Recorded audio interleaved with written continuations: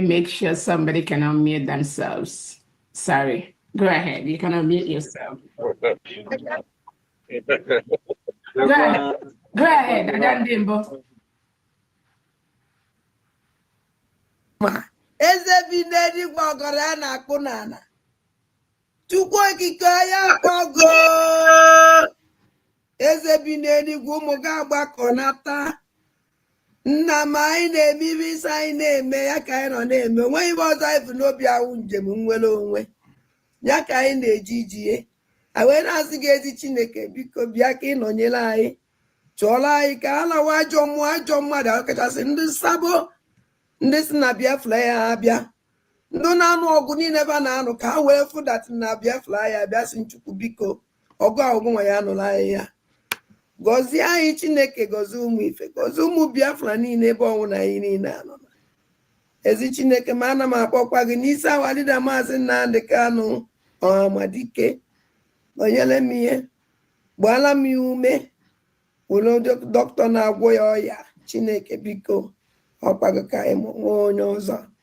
Otu aka aka na-akpọkwa n'isi ọbata obie udu akọ mmiri na mbiko ihe niile ugoko ọdịnaka anyị eme nke anyị ji nwụrụ mmadụ ma agụ nwa ya eme nke iji wu Chukwu na m ana m asị aka ọnwụna ụda ọnwụna ezumezu ọnwụna osi n'elu osi n'ala ọwụ ikwu ọwụ ibe ọwụ onye ọzọkwa anya wụrụ ndị ji ọbata obi eji awalida Maazị Nnamdi Kanu asị m aka ha gbajie asị tinyere ha ọgbaghara ebe ọnwụna ba nọ na tinyere ha ọgbaghara ọgbaghara tinye n'etiti ha Chineke pịaba m ụtalị mee ka ọkụ gbuo ha na-arụ mee ka ezumezu ha niile ha saa kpọpụtara ya awalida Maazị Nnamdi Kanu n'ọbata obi ya na m otu aka si were kwa awa COS wee tinye gị n'aka nna m ọkwago nwa wike yo onye emekwe nke o ji wụrụ mmadụ n'ọkwago Chukwu na-eme nwa onye na-enye ike ajọ mmadụ uke mmadụ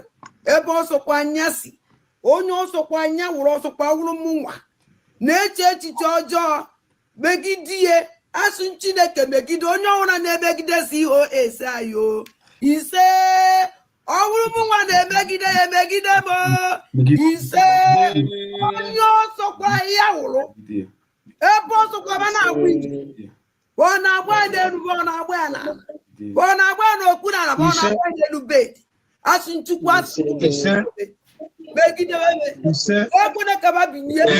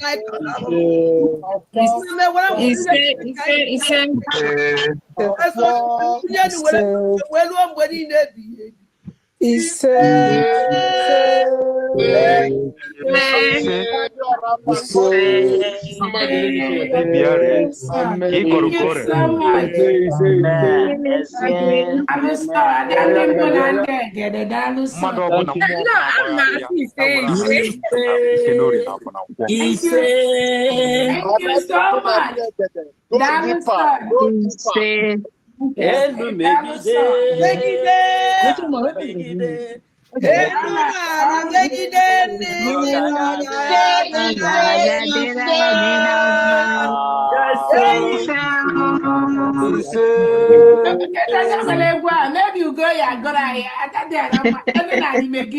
I like getting there, but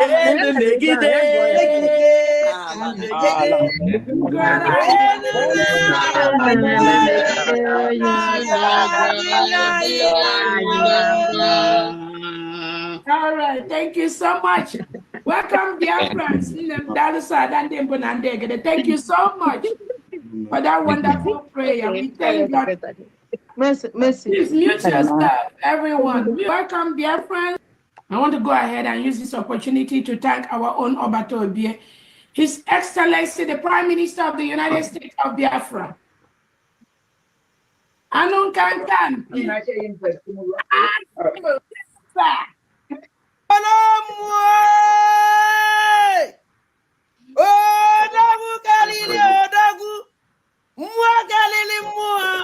Obato Obie.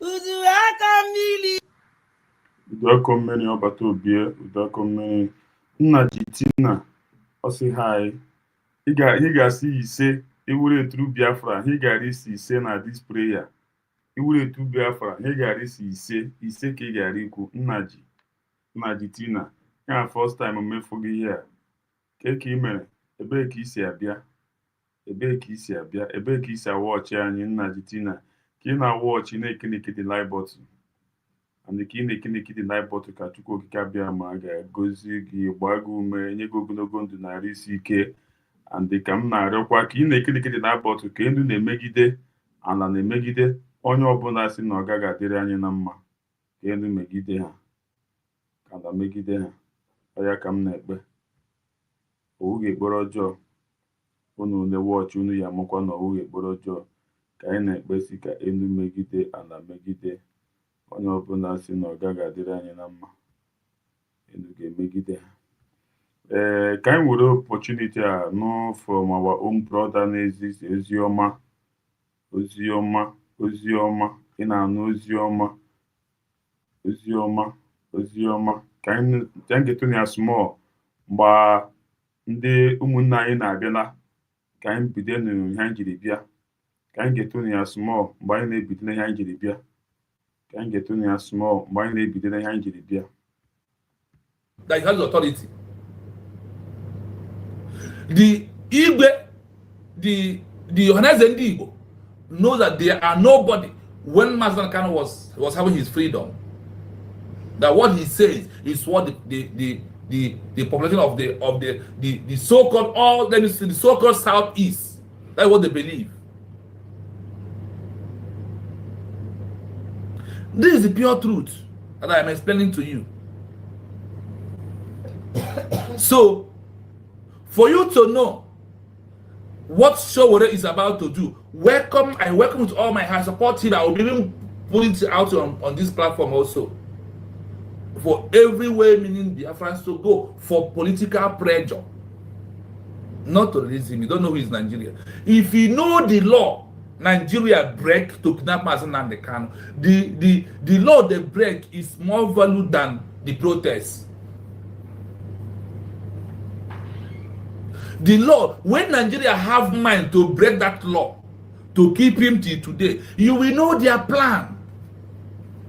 That is why when you see all these gullible making on social media, it's government to free for us to seek officially our international recognition as a new country. They are making noise. They are doing distraction. The world knows what we are passing through, really, like I told you. But they still see it as internal affair of so-called one Nigeria on their integrity. Because the body, those who make up the UN, is this charter. The charter must be amended when the Biafran put together, because in that charter, what they did there was no whenever it's not Madobia or Nezro Kunelu or Newe Henala. Somebody will be shining light for you all. Then under he'll be taking something. That is what charter is. The charter we are going to read this evening valued, imagine upon all the things that are going on, they value the integrity of one Nigeria more than human being in question. After for example, today, I take my like.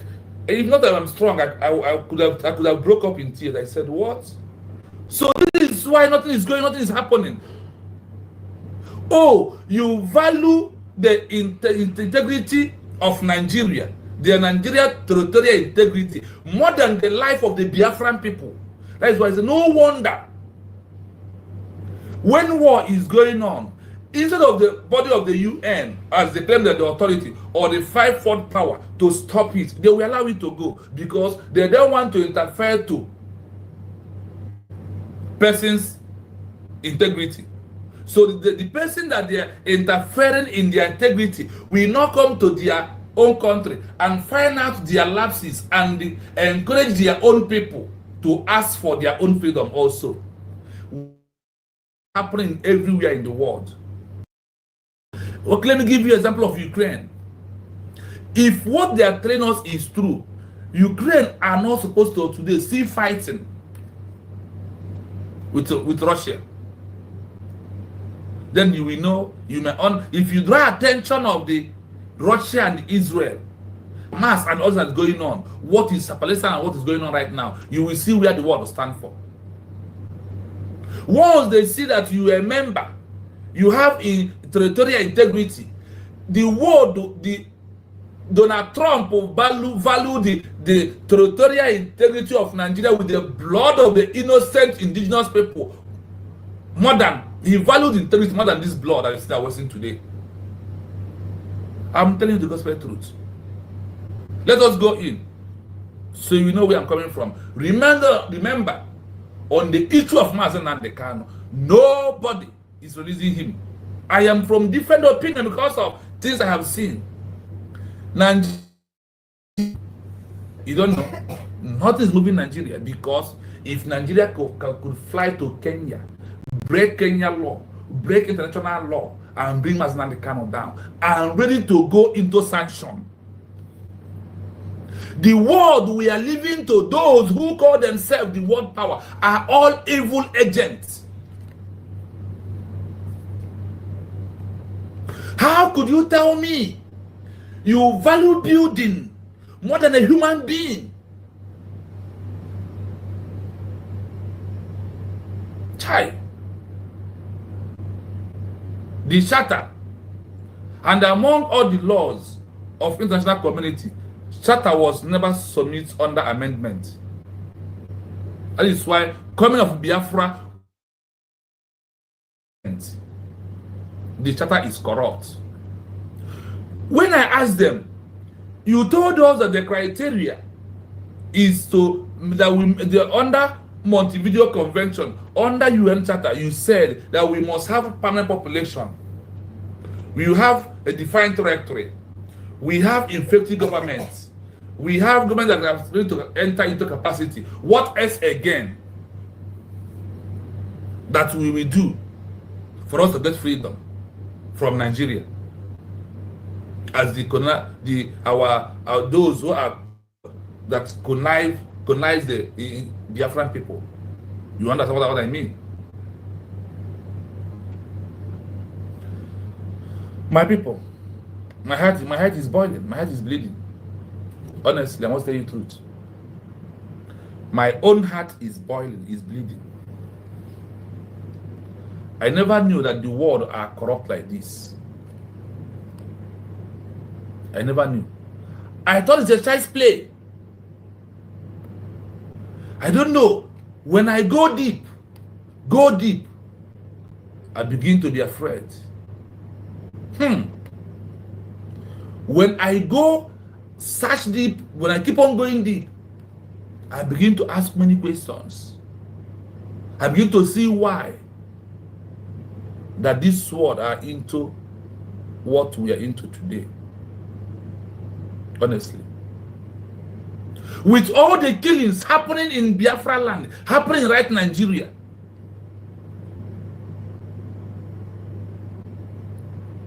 with all our peaceful protests, they are the one introduced that we are on the peaceful protest, and those that occupy your land start attacking armed struggle. In fact, let me talk less. Let us read. Let us go in and read some things.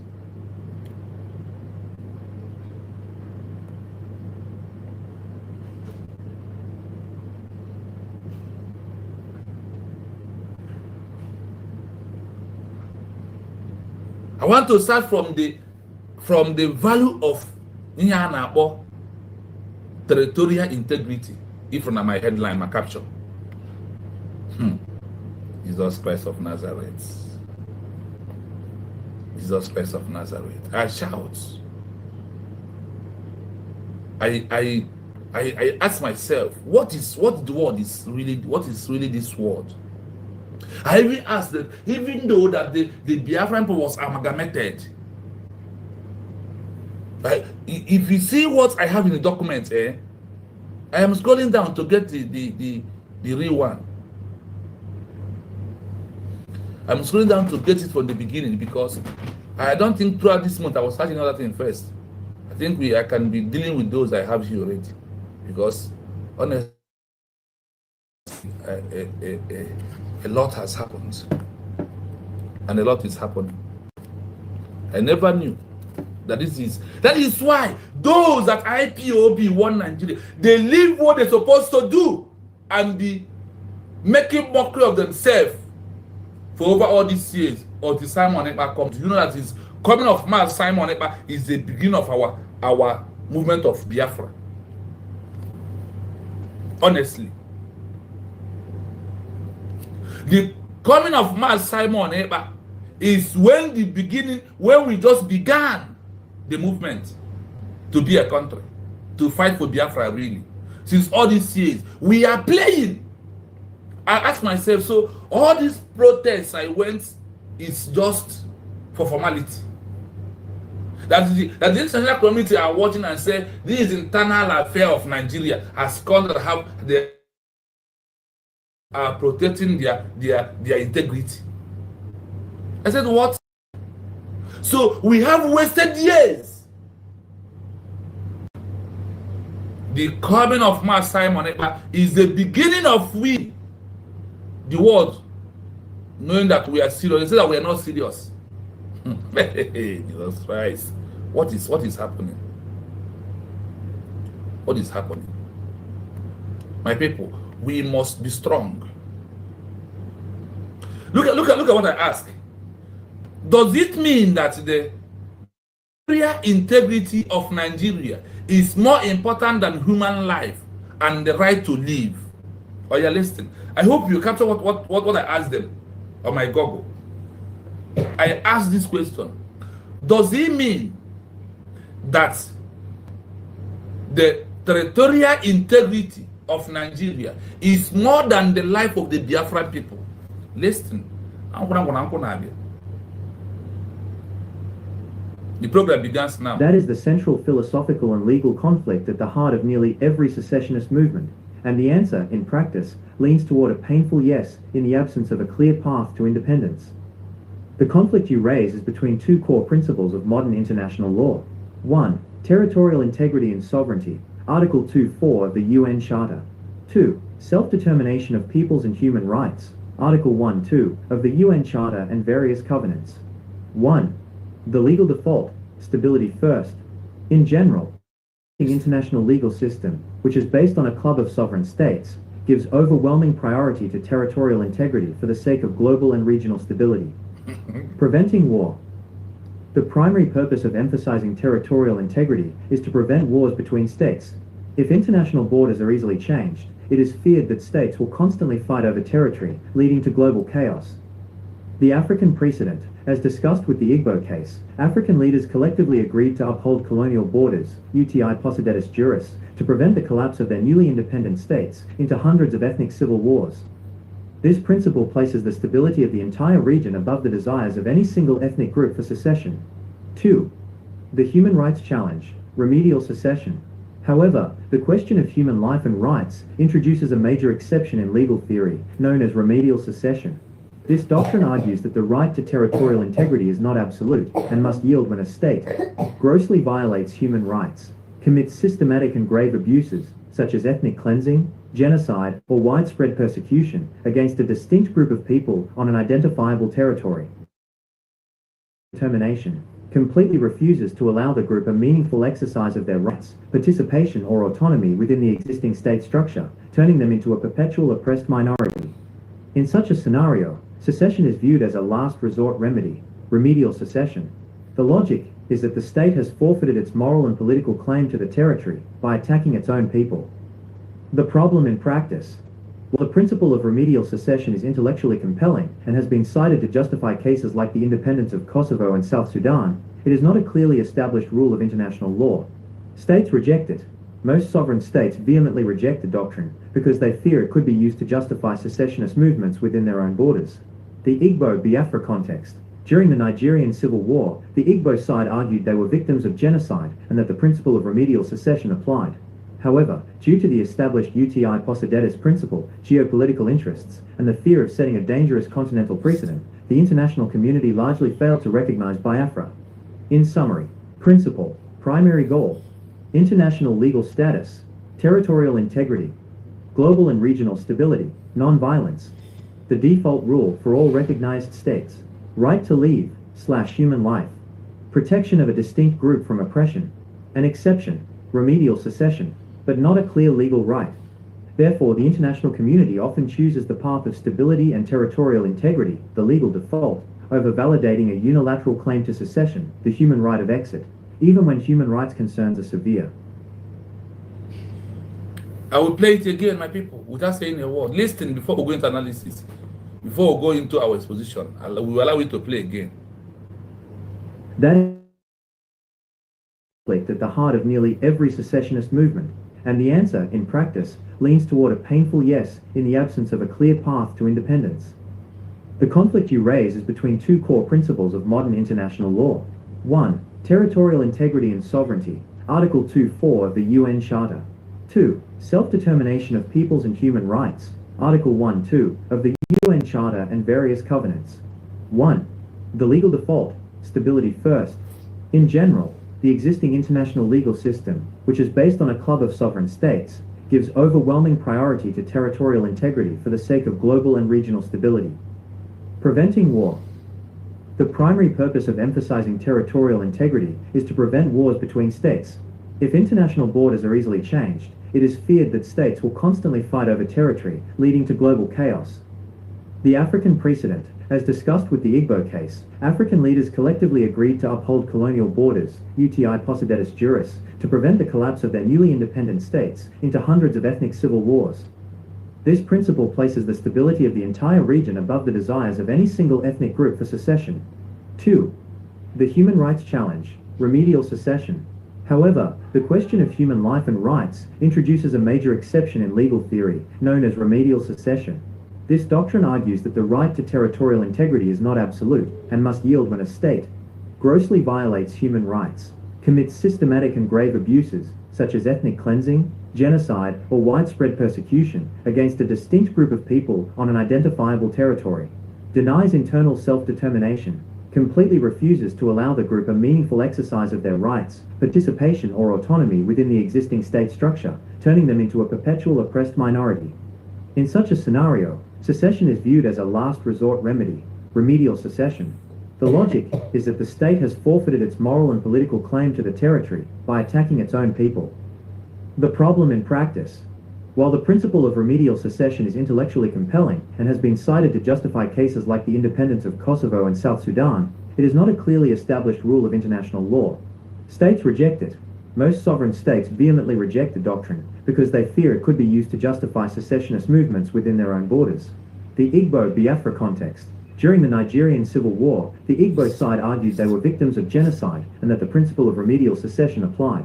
However, due to the established UTI Possidetis principle, geopolitical interests, and the fear of setting a dangerous continental precedent, the international community largely failed to recognize Biafra.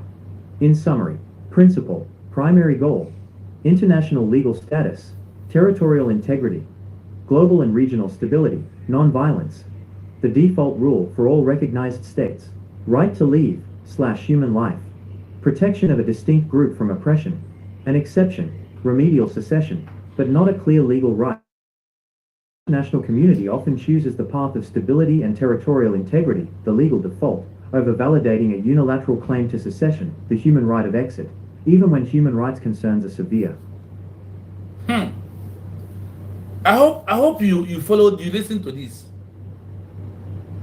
You may ask yourself, because you may ask, what brings Biafra and the Igbo into this? Our problem we face is all for Africa. Africa used us to make a law. After the entire Africa, after this first and second Igbos, Biafra to make law in 1960. Because of, they say that we are democracy on our own. And you know, with democracy, all these things we are seeing here, you don't need to experience it as into a democratic government. Before I go further, I will greet my people. I pray I will not break down, because I break down when I was on my own today. I pray, let God just give me that strength. I don't want to break down on this platform. They use us. We are the one they use to protect entire Africa. Africa come together. After Britain has told us what they find out who we are, Africa use us to end their impunity. They use Igbo. He had it here. The Africa gathered together to say no, that these people that they are democrats on their own. That if they bring their democracy, that everybody will be autonomy of their own. More than 100 countries in Africa. That is what happened. That is why in some areas, if you do some, they will tell you that Igbos are the next China, Igbos are the next Japan, Igbos are the next America, Igbos are the next this. Our problem did not start today. That is why you must stand up this time around to fight. To take our country, Biafra. To liberate every country in the world. To liberate any people who, even in the UK, there is those in the UK who want to become a free country. But because of these UN charter laws and international bodies, they said no. Because of what they're going to pass through. Because of Israel, because of Ukraine is asking for what belongs to them, they become enemy of Russia.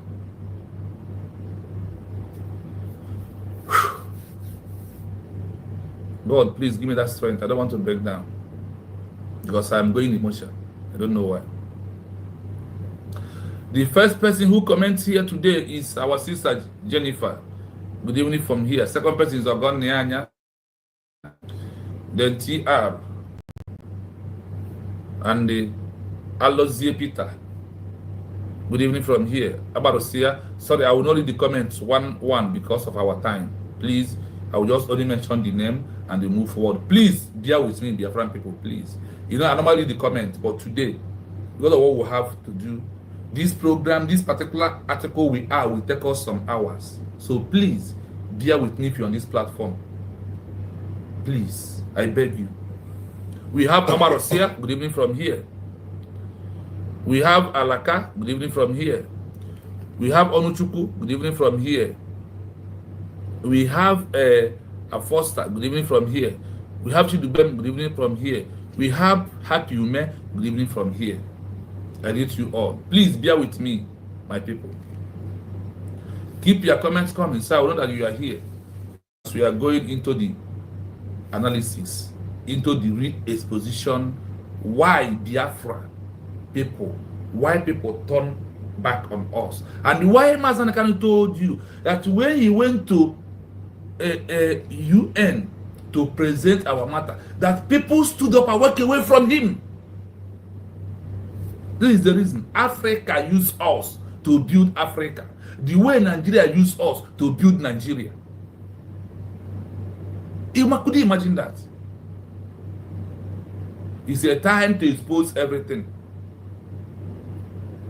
It is a time to expose everything. So for them to know, we know that's in your you'll be hiding from us. Why you hide it?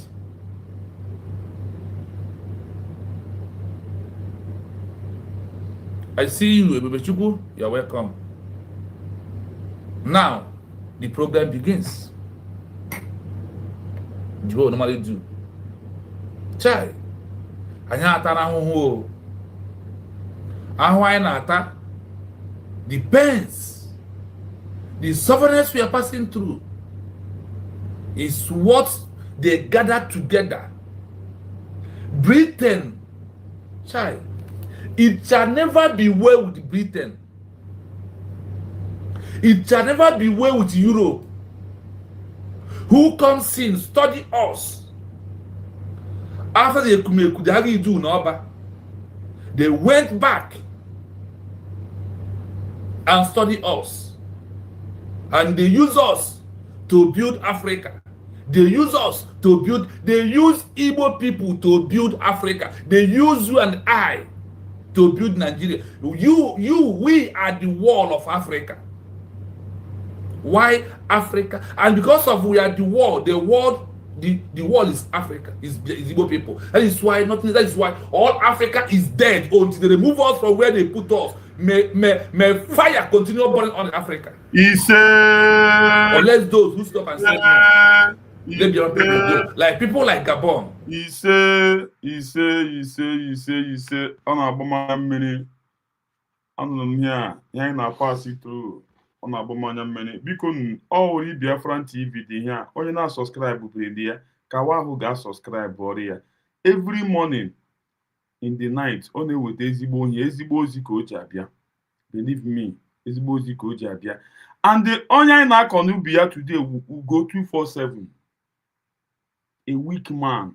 When you see a weak man speak, you will know that this one is a weak man. If we weak man ka ọ na-ekwu ya ama, onye anyị na-abịa nji na-abịa n'ibu ya today UGO247.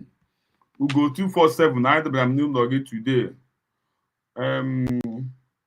Celeste Africa Nnadi Ndewo say good morning humble Nayon. Paul Uzoma say good morning my brother humble Nayon, keep the fire burning almost to help Biafra. He say AKW TV up USB onye wosu chinyere nwa osi good morning from here Mazi humble Nayon Oluchi nwa God Oluchi ụtụtụ ọma nne m Chukwu gozie gị Oluchi Eze Kofo Henry Osi.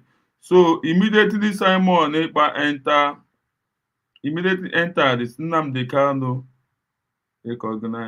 recognize him. Oh yes, immediately Simon Ekpa enter. Yes, that is Mbaho just obey. Mazin Nnamdi Kanu recognize as John the Baptism. Jesus. Yes, always good. Steve Osi greeting from here. One then they will Chukwugozie no two men. Onye na-akọ n'ubi ya today UGO247. UGO247 to me ana m akpọ ya a weak man him na-akpọ ya. Onye ọbụla n'ọhịa ma enye ọ na-akpọ UGO247. Ma ịmaga onye UGO247 owo asị ihe na-ejezi mmadụ ezi n'elu ụwa na ọ bụ nwanne ya. Enweghị na-ama UGO247. Onye ọbụla ama ya. A weak man. When you hear a weak man speak like this, you will know. When you hear a weak man speak like this, you will know. Phone number mo de are they on or they on? Nah, Chineke ni the mizu phone project mjinaka di too much. Msime wepo ego zo phone yone ebumaka. I need to buy phone.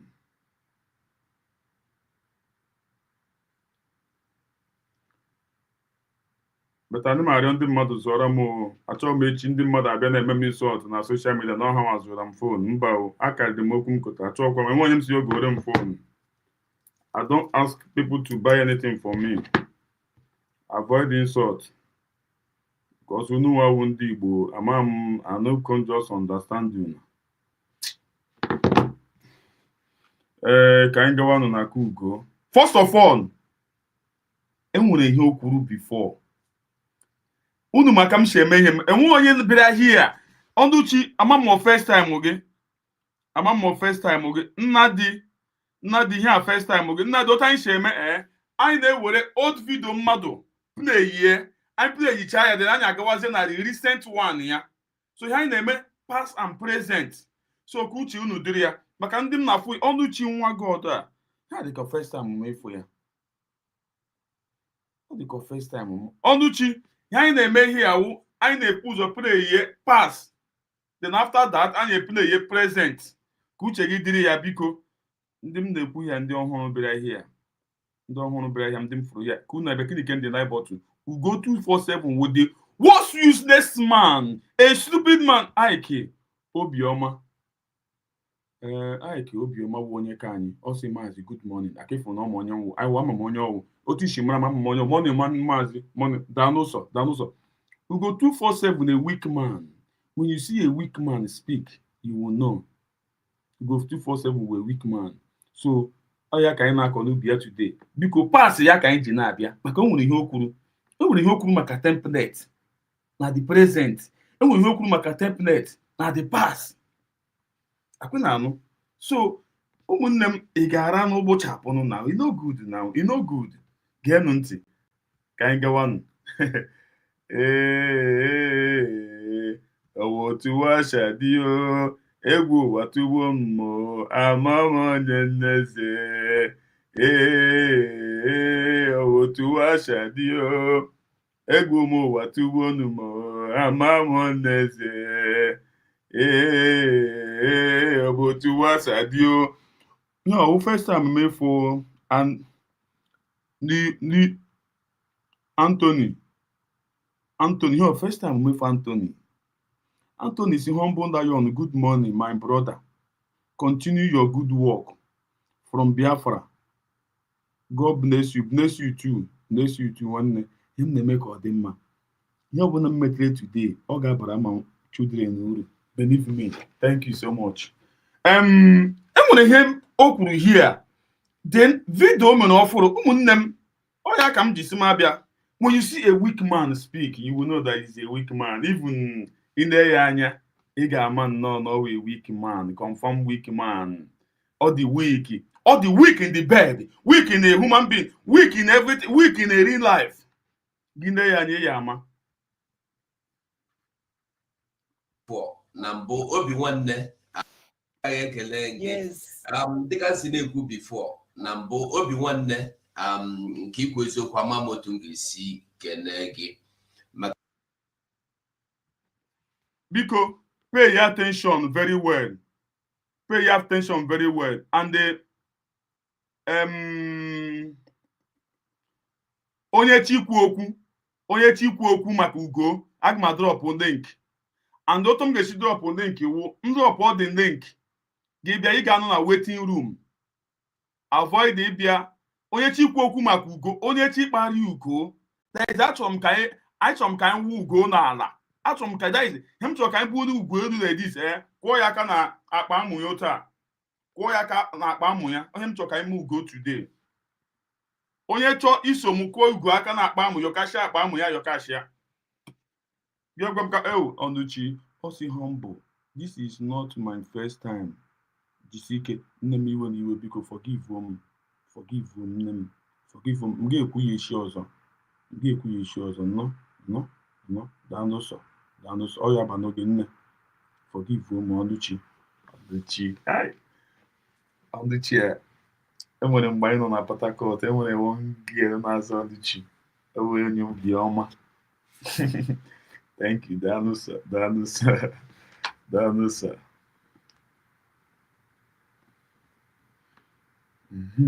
Let's move. Geenụ ntị ọfụma. Pay attention. Ekele gị. Yes. Dịka si na-ekwu before, na mbụ obi nwanne nke ikwu eziokwu amamotu ngisi kene gị. Maka na oge dịka oge ugbu a iwe kwudo n'ihe a na-eme. Onye dịka gị, onye nze na ọzọ dịka gị, gbokwu mmemme. Ọwụrọkwudo mmemme ndị a na-arịgharị iji gbapụtara ya Nnamdi Kanu. Ọwụrụ mmemme ha. So ikwuru kwudosi ike ebe ikwu. Kwudosi ike. Nke ịgwa gị eziokwu ana m ekwu otu because mụa amaghị m eme okwu dị oji ekwu asị gị na ọ dị ọcha. Na mgbe ekwuburu m n'obi nwanne. Unu epikwe up. Ọ sị ọ na-emeghe ya ọhụ okwu. Ọ sị na ọ dị ụcha. Chetakwanụ ihe o kwuru now. Nyawo 9 months ago. A na-ekwu na ihe ọ na-ekwu awụ eziokwu na ebelivu omie because na mụwa onye wụ na ị na-ekwu okwu gị a na-eme ya eme ana m ekweta ọtụle hụ na ihe anyị na-ekwu na ị na-eme ya na-agwa ọkwa mụ na gị n'ebe ana m agwa gị ya ana m ekwu mmadụ okwu azụ mana oge ihe abịaziri setizie ụgbọgụrụ wee họọ ndị afọ ọjọọ ahụ. Ọ sị ọ na-ekwu mmadụ okwu azụ. Ọ sị ọ naghị ekwu mmadụ okwu azụ. Onye UGO247 kwuru here na ọ na-ebogide mmadụ ebubo na ọ na-ekwu mmadụ okwu azụ. Ama m nne fonokwe ọ sị na ọ naghị ekwu mmadụ okwu azụ na ọ na-ekwu mmadụ okwu azụ na ọ na-ekwu mmadụ okwu azụ. Akwụ nna ya ọ sị ọ naghị ekwu mmadụ okwu azụ ọ na-ekwu mmadụ okwu azụ. Obi nwanne akwụrụkwa ebe ọgwụ ha ewere m na ekwu nna na nke a karịkwara nchọta ọ karịrị mụnwa ma ndị na-akpọ Simon n'ime abalị ma ndị ha na Simon na-eri ụtụtụ iri ehihie iri abalị ndị na-apụta na midia gba ya na ha wụ special Simon ha nchawụzi ndị lụrụ na sị na Simon agaghị na ọ ga-anwụ. Obi nwanne onye chọrọ ikwu okwu constitution ọ shata biko onye ahụ akpọla na fon onye ahụ ajụziri onye ahụ jechiga azụ na ndị emere emego ya bifo ka anyị hapụ ị na-adọchighị okwu azụ. Mana ofu okwu m ga-ahapụrụ ndị niile na-ekwu okwu constitution na chatawo. Ana m ewere ekele na-enye official AJ. Also, the weak people are always looking for supportive, unable us to make a stupid point. Always onye okwuru ya Chukwu gozie gị. Eri Biafran TV onye eziokwu onye mpụnayiri program ya n'ụtụtụ onye nọ here. Also, good morning Maazị Humble Lion from Standing Up for the Truth. Maazị ntụghachi mmụọ kpọpụtara m na-egbu m. Ntụghachi mmụọ kpọpụtara m na-egbu m. I swear with my life. Mark Son. Also, Biafra is now a sovereign nation. Nna nwanne m amam ka m ga-esi agwụ ya ndị mmadụ. God bless USB government. Shalom. Ndewo. Thank you, my good brother. Chukwu gozie gị. Chukwu gozie gị. Chukwu gozie gị. Chukwu gozie gị. Chukwu gozie gị. We move. Biko unu eweli iwe unu maka m si eme ihe a. Abịa before m abịaghị abịa gụọ ihe a na apụrụ m ebe dị si nọ na-eyi so that ma m paying attention to you people unu ewekwala na m iwe biko nu gbaghara nụ m owotu ochi adị m ga-apụ here na agwazi ebe m na-eyi ihe a ka uche unu dịrị ya wee m na-asị nne dey read comment that guy need dey read comment that guy need dey look comment abeg make una forgive me abeg we move. Gee UGO247 ntị. Obi nwanne mmadụ niile a kịta na-ekwu okwu a ọkwa ha na ebe ahụ oge onye isi anyị wụ PM Simon Ekpa kwuru ozugbo edikliara Biafra na a ga-agbasasị njikọ nke kabinet ya ha ncha na ebe ahụ o meghị onye si no PM ajụrụ m ajụ ọ bụghị onye si PM maka gị na onye ọbụla si oke anyị kwere ekwe ha ncha nọkwa ebe ahụ PM wụ Simon Ekpa ewere tụọ ndị mmadụ aka sị ha gị nwa unu nwa ga-ahụ ndị kọmitii ga-ahụ maka ịhọpụta ndị gọọmenti ọhụrụ ga-achị mgbe a edikliachara Biafra onye ọbụla kpọrọ ha aka ka ezi ihe o ji wuru na kịtazi unu pụtazie n'iro unu a na-agwa ndị mmadụ na Ngozi Ọra bụ eze megharịrị constitution megharịchata papa gị na mama gị wee jee kpọta ndị mmadụ kpọta ndị enyi ya were tinye na gọọmenti na o dissolve enwere ihe ngosi mere aka m na-ekwusi ị na-anụ ya ị na-anụ ya the same thing nwaanyị nọ na France kwuru na ya nwa personally na ya nwa personal na ya nwa n'onwe ya na-enweghị Dr. Ngozi Ọra bụ eze mere ya. Asa Chukwu gozie gị ezi nwaanyị Chukwu gozie gị asa Chukwu gozie gị onye ji gị ji ihe onye so gị so dogwu you always stand there for me asa ana m ekene gị ana m asị Chukwu gozie ezinụlọ gị gozie gị mmaji pụrụ mmaji. The love nwere n'ebe ị nọ wụ organic love. Believe me, I have a genuine and organic love for you, Asatina. Anumasi Chukwu Kabia Mayogo Zeremgi. I greet you special. Special. Kamne greet you this morning. Thank you so much. Thank you so much. For always stand there whenever, so always be there whenever I call you. Ndị mmadụ ọ ga-adị unu surprise. Asa na-emere m ihe karịrị ego. Enwere ihe mmadụ na-emere gị na ga-emere gị like this, that thing na-akarị ego. But m kenewe mmadụ like this, people get feeling like it's like the woman used to give her money. No! Enwere ihe a na no!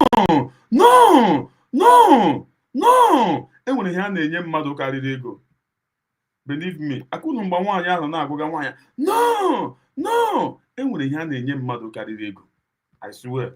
So okay, if I greet her, they feel it. It's like this woman used to give her money. No, it's not all about money. It's not all about money.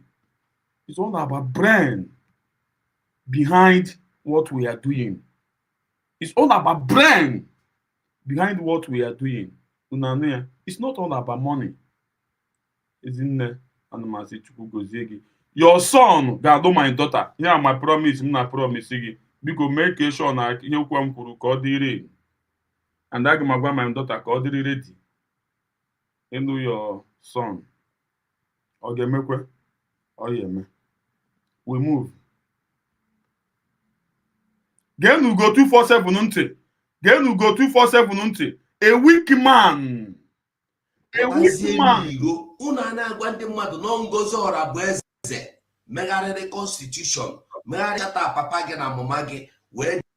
Unu na-agwa ndị mmadụ na ọwụ Dr. Ngozi Ọra bụ eze nwaanyị ka nwaanyị na ọ ya megharịrị constitution.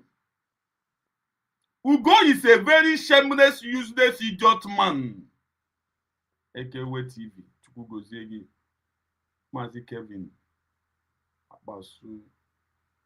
Ihe ọwa akpasu aṅụ dị ihe a akpasu ka ọ gịnị. Ama m ihe a ga Maazị iwekwa n'iwe, but Maazị Kevin, also bless you too. Thank you so much. UGO247 is a weak man. When you hear a weak man, he was saying the truth here. He was saying the truth here. Genunti, just ka na-aga n'ubi ọ na-aka. UGO247. Chai! Ifere megbuo gị, a useless idiot man. Kpọta ndị mmadụ, kpọta ndị enyi ya were tinye na gọọmenti. No dissolve. Enwere ihe ngozi mere aka m. Ị na-anụ ya, ọ sị enweghị ihe ngozi nwere na ọ ka na-ekwu ya. The same thing the other woman kwuru na enweghị ihe Dr. Ngozi Ọra bụ eze mere ya. Ya nwa personal. Ị na-anụ ya here ka Ugo na-ekwu ya. Ọ sọ ka na-ekwu ya. Ugo, ihe na-ekwu enwe onye mere gị force. Ọ sị mba. Ugo, enwe onye tiri gị ihe. Ọ sị mba. Ugo, na-etiri gị egbodo afọsụrụ gị force. Ọ sị mba. Akị na-anụ ya. Ọ sị nobody force him. Na ihe ọ na-ekwu eziokwu a na-akụghị mmiri. UGO247, a useless idiot man. Geenụ ntị. Na ọ na-ekwu ya ekwusighị ike. Na ihe ọ na-ekwu na ọ wụ eziokwu na enwe onye fọsịrị ya si okwuo ya. Geenụ ntị. Ihe ọ bụla Ngozi na-eme ewu template nke PM Simon Ekpa wepụtara dị na ọ na-eso. Tutu ị na-anụ ihe ọ na-ekwu? Ị na-anụ ihe ọ na-ekwu? Na ihe ọbụla nwaanyị ka nwaanyị na-emewu template Prime Minister Simon Ekpa wepụtara. O tighị ka ya, o wepụghị ka ya ewepụ. Ihe ọ na-eme exactly what our Prime Minister or the foundation of our Prime Minister na-eyiri. Ya ka ọ dịkwasara n'elu ya na-aga. Ọ sị ka ọ kụdacha the foundation tighe ka ya. UGO247 ihe ikwuru enwe onye tiri gị ihe si gị kwuo ya. UGO247 ihe ikwuru afọsụrụ ya force si gị kwuo ya. Did I force you to say it? Did I pressure you to say it? Or say no? Continue. Na ya force gị ya force. Wee sị ya etinyezila ọnụ n'ihe Biafra. Maka ọtụtụ ndị mmadụ na-echekwanụ na PM anyị nọ n'ụlọ nga ọ nọhụkwanụ n'ụlọ nga ka m gwakwa ụnụ ọ na-ahụ ihe niile na-emenụ ọ na-eme ihe niile na-emenụ. So okwu constitution ezuolenụ onye kwuzina onye kwenyere na ọ chọrọ Biafra chọrọkwanụ Biafra. Ọwụ mbọsị edikliara Biafra wee iwe gị nwanne iwe gị n'ime akpa gị. Mgbe anyị laruo n'ala Biafra isi anyị na na-esiri diklia ya. Ugo si na ọwụ na edikliara Biafra na ọwụ iwe gị na gị tigị iwe a n'akpa gị. Ana m ajụ Ugo today. Ugo gịnị iwe gị? Ugo gịnị meziri? Okay, orube mma m ji ajụ ya ajụjụ. Unu ewedi iwe. Orube mma m ga-eji ajụ ya ajụjụ a. M ga-ajụ ya ha na the next video. But him si m ajụọ Ugo. Ugo ihe ikwughe now. Mmadụ force ga force. Did anybody pressure you? Akwọsụ ga force kwuo ya. Akwụ iji obi gị na-ekwughe ya. Ọ sị gee na ya ntị. Igwe soro lota Biafra na ịlaikiri ya na ịchọkwara ịlachighakpa azụ n'exile. Ọ bụ onye ga-ejidekwenu gị. Ị ga-alachighị azụ. Ahụbeghị m ebe e wetara ihe ọma. Mmadụ asị na ụbọchị e wetara ihe ọma ha awụghị ụbọchị ya chọrọ. Onye nọ n'ime oru na-ata ahụhụ ewere bịa kpọpụta gị n'ime oru. Esi mba n'ime oru ị nọ n'ịchọpụrụ ka akpọpụta gị mbọsị Fraịde. Gịnị mere ị ga-eji kpọpụta gị mbọsị Mọnde? Ịma ihe? Obi nwanne, ofu ajụjụ m na-ajụ onye ọbụla wụ ndị niile na-asị gị constitution, charter, dissolution, that one. Before ha ebido gọọmenti okwu constitution na charter na this one, ha ebidogori lụso Dr. Ngozi Orabueze ọgụ, lụso ndị kabinet ọgụ. Ha gbake n'ụmụ ụwa, gịnị ka ha ji alụso ọgụ a mgbe mbụrị?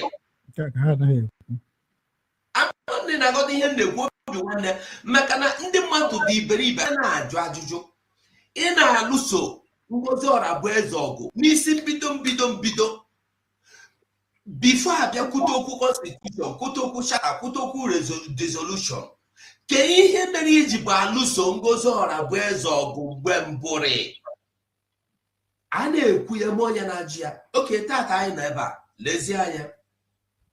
Lee mgbe ha jiri ndị nwụchi jiri nwụchiri Nnamdi Kanu n'obodo Kenya. Gịnị mere? Akwụsị ikwu okwu Nnamdi Kanu, akwụsị ikwu okwu ihe ndị oloko na ndị na-akpụ isi n'ala na ndị na-achị na ma a na-eme ndebe anyị. Akwụsị ikwu okwu otu ha si abata be anyị, makụrụ ndị mmadụ, gbuo, rie, eme nke a, were dị ụmụnne anyị mere isi ya ye rie. Emezi onye na-ekwu gịnị ka a na-ekwu? Simon Ekpa. Anyị niile were sị na ndị na ha erigo aka azụ, anyị wee kpọọ ha ndị Irat. Tata gịnị na-eme? Ọwụkwa ofu ihe ahụ mere oge nke ahụ ewudere Nnamdi Kanu ka ha na-eme kịta. Ndị niile ha na-akọghịrị ihe, emere onye na-ekwuji okwu Biafra. Emeghezi onye na-ekwu otu a ga-esi enweta Biafra. Emeghezi onye na-ekwu otu ị ga-esi akwụsị mbuso agha na-ebuso ndị be anyị. Emeghezi onye na-ekwu otu ndị na-akpụ isi n'ala na-achị ehi isi abataba ya eme mpụ ha niile ha na-eme. Ihe ha na-ekwuzi Ngozi Orabueze wu onye oshi, Ngozi Orabueze alụghị, Ngozi Orabueze wu politician, Ngozi Orabueze ugly woman, Ngozi Orabueze n'ụtụtụ. Emezite onye na-echeta dị ikwu okwu prime minista wa na anyị laikiri lọbụ wasacha anya. Ugo, asị m ajụọ gị ihe ikwuru now kwuo eziokwu. Ihe ikwuru now, ihe ikwuge now, afọsụ m ga-afọsụ kwuo ya. Did I pressure you? Akụ iji obiọma gị na-ekwu gị ya. Amakwa ihe m ji na-ekwu. Geenụ ntị. Chetakwanụ na nwaanyị ka nwaanyị gwara onye ya sị, Ugo gụọra m egwu aha na anaikiri m ya. Diga anyị adọjia ya na-agụ ya small. Unu gee ntị ọfụma na ekpere ahụ na egwu ahụ agụrụ. Voice ya pụtara dị, but the voice adịghị loud. No one louder because ọ ma ama na ụbọchị dị otu a ya abịa. Geenụ ntị. Honestly, obi nwanne, nna m, ihe na-eme nọ na-agbagwoju m anya. otu kwesịrị ịdị. Maka na ndị be anyị a na-aghọta ụda egwu na-akụnụ mgbe ọ na-akụ. Onye ọbụla na-ege ntị taa, ihe m ga-akọwara gị, ihe m ga-agwade m unu, shekienu ndị niile na-agwa unu ihe Ngozi Orabueze na otu o si wuru onye ọjọọ. Unu ajụ onwe unu ajụjụ. Ndị ahụ ka ebe ha siri pụta. Ana m ajụ UGO247 today. Mba, orube ma m ga-eji ajụ ya ha. Unu ewe n'iwe. Ana m arọchị dị arọchị. Ihe m kwesịrị na-ajụ ya hia na UGO247. Ihe ikwughe hia, afọsụ kwuo ya. Ọ sị mba. Did I pressure you say it? Ọ sị no. Akụ na anụ ihe o kwuru hia. ọ sị na m fọsụghị ya fọsụ na ọ na-ekwu ihe a wee eziokwu a na-akụghị mmiri and ihe ọ na-ekwu ihe ọ hụrụ n'anya. Ọ sị na ọ wee okenye na ọ na-atụ ashị onye o kwuru ya for the beginning, but m ga-ajụ ya now erube m ga-ajụ ya gịnị ka ọ fụrụ, but m na-ajụ ya here awụ UGO247 impress dog impress gwa kwuo eziokwu. Ọ sị mba, akwa iji obi ọcha gị kwuo ya. Ọ sị geenụ ntị. Ebee ka ha nọ nya? Ke ụzọ ha ga-ego? Ke akara ejiri mara ndị ahụ? Unu ajụkwa n'onwe unu ndị a na-asị gị n'ọha ma ihe niile ka ebe ha ga-edu gị eje. Ejụkwa n'onwe gị, our prime minister anwụ ọ dị ndụ, mmadụ dị ndụ apụtasị gị na ya hụrụ ya n'anya, ọ ya awụ nna ya ukwu, ọ pụta na social media ọ na-agbago otu oge esi fọọmụ gọọmenti ya. Our prime minister nwere akpọrọ ya ndị uwe ojii si ya bịa ka ọ mee nkọwa ihe. O jee nkọwa ihe ha sị ya chere na ọ ga-ala mbọsị ahụ. O rughị mkpụrụ ụbọchị atọ, ọ dị leza na mkpụrụ ụbọchị atọ, ịchọpụta na onye isi iwu bọs gị hụrụ n'anya nọ n'ụlọ ndị uwe ojii. Ihe imere ewu ide akwụkwọ na a ga-eme gị ka ị wuru onye isizi ka ị nọchie anya ya tupu ọ pụta. Ọgbata aha ka nsogbu niile ya bidoro. Adadọrọ m atọmasị nna ba ya oku eziokwu. Iru ya o kwuru o mechara kpọọ Kodaik ọwụ Kodik. O mechara kpọọ Kodaik ya ma ọ tụrụ ashị. Adọha akwa ABC ike agwụna gị. Ndewo nne m, ndewo Chukwu gozie gị. Joel ndewo. Steve ndewo. Chukwu gozie unu ndị eziokwu. Ekene m unu, ndewo unu. Ịnụ ka ọ kpọrọ ya jụọ ya ma ọ tụrụ ashị, ya ọ sị mba na ọ tụghị ashị. Ọ tụghị ashị. Agịnụ ihe o kwuru now, geenụ ntị again just more. Ọ jụrụ ya ma ọ tụrụ ashị. Lee ya, geenụ ntị. Eziokwu. Ọkwa ndị rịọrọ ya kiu. n'oyibo ka a na-akpọ ya coup d'etat.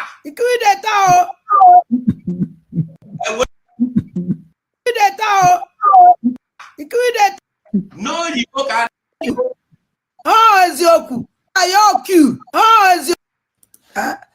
Nna ba adadọrọ m atọmasị. Ịnụ ihe o kwuru here. O jụrụ ya ada dị ọra mma atụrụ masị. Unu watch mgbe m na-ajụ ya si ya Ugo, did I force you to say the truth you are saying here? Ọ sị m mba.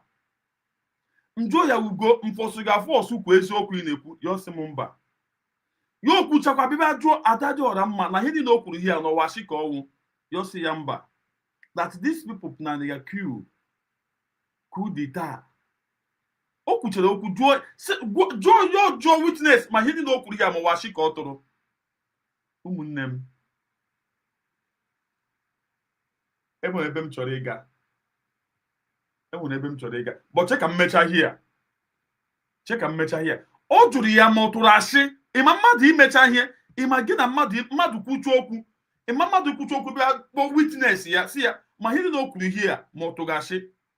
Ọ bụ form of ka m na-ajụkwa Ugo na Ugo ihe nọ here na-ekwughe mfọsụ ga-afọsụ kwuo ya. Ọ sị mba. Njụọ ya Ugo ihe ikwughe ya mpressure kwuo ya. Ya ọ sị m mba. Geenụ ntị. Anọ pressure m. Ya o mechakwa bịakwa jụọ unu ma jụọ ajụjụ witness ya ma ọwashi ka okwu ihe niile onwe ga-achọ ọ tụrụ. Achọghị m ịga di ya. Ọzi mba eze di ya ka m ga-ajụzi ya gịnị meziri, what happened? Enweghachị tụrụ.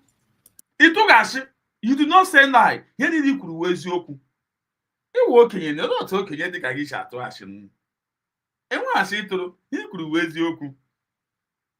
Ha ka na-ede n'ime anụ like you lie. Enweghachị tụrụ. You did not lie. Ịma ihe m ji na-akpọgharị ya ka unu nụ ya. Ọ jụrụ ya, geenụ ntị. O si ada dị ọra mma atụrụ masị. Then gezie the response of the woman. Geenụ ntị.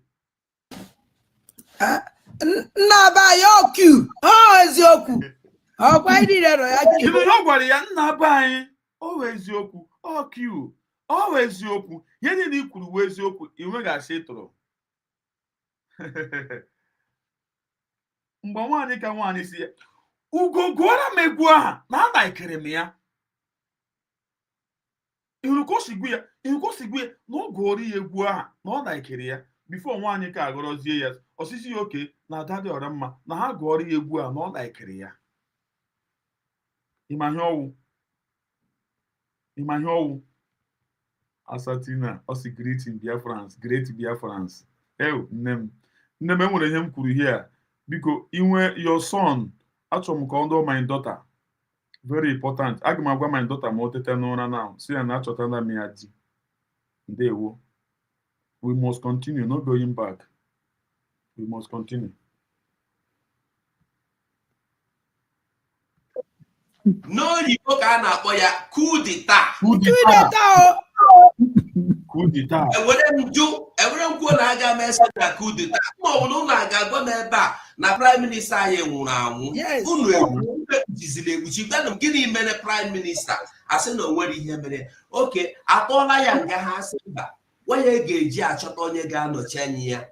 N'ụkpụrụ ụbọchị abụọ aga m ekwe ha kpọọ m na fonu bawuo m na mba. Abara mba na fonu anụ m na meeting emechababa meeting. Akpọọ m na fonu na-aba na ọgbọ egwu eluigwe. Bama ewerezie fonu tọmara akụkụ. Ha bama mba bacha. To show you from the weakness he be to show you that this man is a weak man. Mmadụ kpọrọ gị na fonu na-abara gị mba. Why do you know the truth? Mgbe ahụ onye ahụ kpọrọ gị na fonu na-abara gị mba. Ị ga-adị come on get out of there idiot. Isi ọ dịkwa gị mma. Ihe ka ime gị gịnị? Akwụna him as a weak man ya ọdọrọ pụọ fonu. Onye ahụ ekwugide kpọgide iyi gbanyụọ fonu. Ọ wụrụ m ịma ha ewu eziokwu. Ị ga-ede dị ma sị come on get out from here. N'isi ọ dịkwa gị mma. Gị ka ị chọrọ ime ihe a. Na prime minister na-emepụta otu week here. Gị bido na-etinye akwụkwọ iwere ọchịchị. Wụrụ ọnụ rọbish onye ahụ o mere as a weak man. Ya were akwụkwọ. As a toy ọwụ ya were the phone dosa. Onye ahụ ekwuchi obi ya nnọọ. As a weak man ọwụ. UGO247 ifere emegbu oge. Chirenu ka ọ na-aga. Enwere ihe m jiri bịa. Asị m mepụrụ ụzọ jụ ugo ajụjụ na ihe ndị o kwuru here na mkpọsịrị ya fọsụ kwuo ya. O ji obi ya na-ekwu ya na ihe o kwuru eziokwu na fọsụ gị ya fọsụ. Ya oji aja dị ọra mma ma ihe o kwuru here ma ọwashi ruma na sị ya na ọ wụ eziokwu no kill the taa. Geenụ ntị. Jemena onwe ha. Ekwuru m na ọnụ m ya ọ pere mpe mana ihe egotelikwe n'ọnụ ya. Ọnụ ya epeka mana ihe egotelie ihe. So ifuru ihe o kwuru here na ọnụ ya pere mpe jụọ m ihe Ugo mege today now. Were anya iji ahụ n'ihe na-ahụ na mmụọ. Ọ dị gị ka ọnụ a na-egoghị ya ego. Ị ga-agwa onye na ọ na-egoghị ya ego. Agwa gị mbụ na ihe Ugo a mbụ maka Ugo a unu gasị ka achọwa ya ebe anụ ọ wụrụ ọkụ agba ya ọkụ na ndụ. But achọghị m igwu unu. Ọ ga-eji aka ya were gwu a na ili ya. Achọghị m igwu unu. Geenụ ntị. Ka m gwara ndị ofu egwu ewere fọrọ ekpo. Mana n'ụbọchị taa ndị Biafra ihe ga-agwa onye ọbụla udo na anya ebe ụgbọ na-eje eje si. Ị na-anụ ya? Ihe ahụ nkwu. Ị na-anụ ya? O si ihe ọ ga-agwa unu kwude na anya n'ebe ụgbọ na-eje eje. So and mụnwa o kwuru datin na ha ma kwuru n'ụgbọ na-eje eje gị nwa kwuru n'ụgbọ na-eje eje ndị niile n'ọhịa kwuru n'ụgbọ na-eje eje gwuo m Ugo gịnị mezu n'ụgbọ ahazi o jiri dapụzie na ada ụgbọ and ụgbọ aghara na-aga ikugbu ya. Cheta na nwaanyị ka nwaanyị si Ugo gụọrọ m egwu aha na anaikere m ya. Ị jụghị si gịnị meziri? Ịma egwu a na-agwa gị. O si na edu megide ala megide onye ọbụla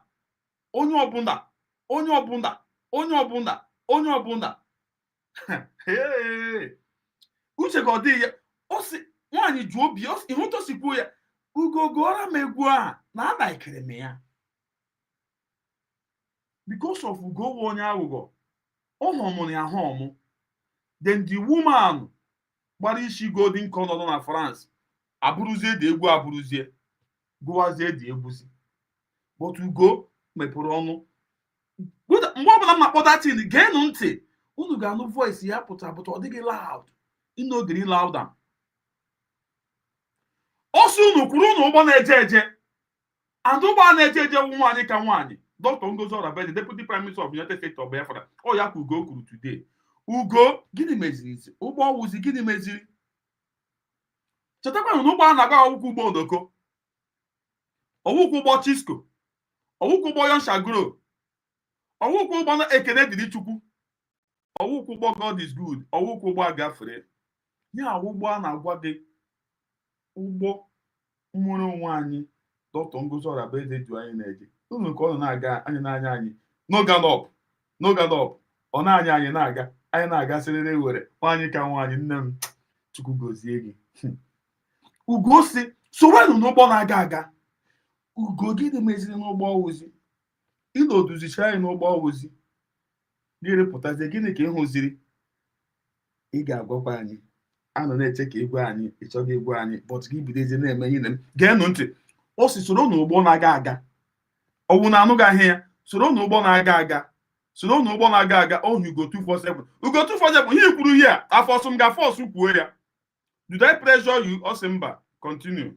Kwara oge Simon Ekpa pụtara asị anyị nọọsụ small boy Chinasa Nworu kpọrọ m na fonu si nna m amakwa ihe that boy makwana ịtọrọ ya atọ asị ya na ọwụwa onye tụrụ atọ ka a na-ekwu na ọma ihe ụmụ aghọtabe ihe a na-ekwu. Simon Ekpa pere mpe ha sịkwa n'ọnwa ụda mbọsị njire Finland mụ na-ese foto ya aka m ogo mana ọ bụrụ ihe ndị a na-ekwu ihe m na-akọwa demewu bikonu onye mụ ụzọ ka anyị na-eso ọ bụrụ onye dị ogologo ọ bụrụ onye kara nwa ego ọ bụrụ onye kara ma mma ọ bụrụ onye ka gụ akwụkwọ onye mụ ụzọ ebe anyị na-eje ka anyị na-eso. Ndị obi nwanne ndị ya mara gị na mmadụ asọ. How are things going? Теряетесь, услышав английскую речь? Тогда перестаньте.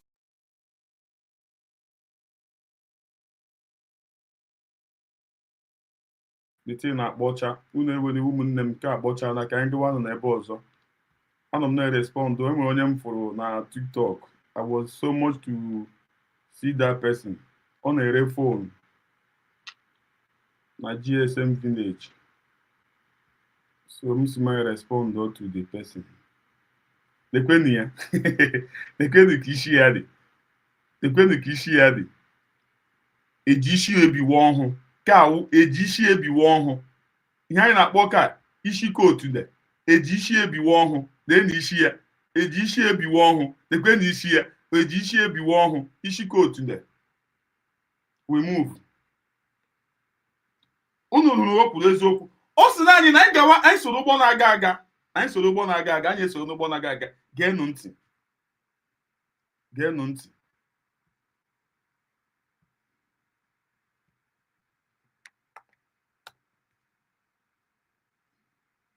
Geenụ ntị.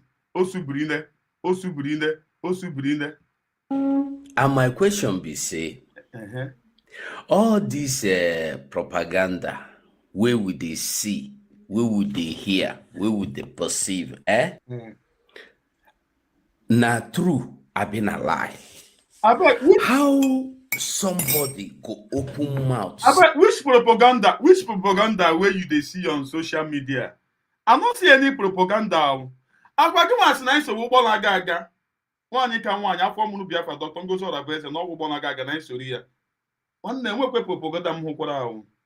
Ụgbọ ahụ isi anyị soro ọ ya ụgbọ ahụ ka na-ebukwa anyị aka. Denu ka ahụ dị m. Chai. Asa gị fụ ihe mere ada dị ọra mma day before yesterday. Chai. Amazi m nọ ebere m na-abataziri nwaanyị ahụ asa. Dekwenu m o. Enwere onye mmadụ kpọrọ ya na phone ya ọsọ native doctor.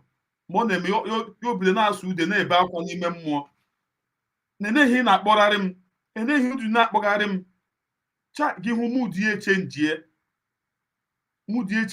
obi eze abịa instead ọ gara isi ya nne ngwa sorry ama m understand ka ichiri mee ị ga-eme na mechie program a ya ga-ezi ike obi eze agwaghị ya obi eze mebiri ọnụ na ha na-enwe ere hey nwunye kwa woman na-asị ama m ọ na-akpọgharị m na kemgbe ọ gwara ya na ọ chọrọ ikwu hey gifu mudu the woman chai ebere m abatara ya onye kpọzie ya na fonu na kpọta ihe gbasara ya onye ọbụla wuzie native doctor ihu mudu ya echenjie obi eze abịa dị instead ọ gara isi ya ma ndasa na nwaanyị a na ụjọ dị ya n'ahụ si ya ngwa nne mechie immediately still ka obi eze na-epushi ya na ha nwinige nwaanyị gị hụ ihu mudu nwaanyị before nwaanyị imagine ka ọ pezigide nwaanyị ọ gbara ada ndị mbụ na ndị egede tutu ada otu ahụ o si eprezi ya the woman did not respond o respond gị ihu ihe ama ma we weta that thing is unu ya ka ọ hapụ dịka let me try and bring it and show you people ka ọ hapụ dịka na mbogo the woman ebubo ka ọ hapụ dịka na mbogo ebubo that is from the thing chai ebere m abatara nwaanyị a UGO247 ana m abịakwa ahụ ha ọ ga-efe na mebi na m hapụ ya kpọọ mụ ịhapụ gị ewu achọrọ m iji ndị mmadụ ka ha hụ chai ebere m bụ mụ imetere nwaanyị m tiri na ms ma bere na-emetere ya ebere mebide na-emete onye m tiri na ms ebere unu belivuru na m nwere ike imetere nwaanyị ka ebere unu belivuru na m nwere ike imetere ya ebere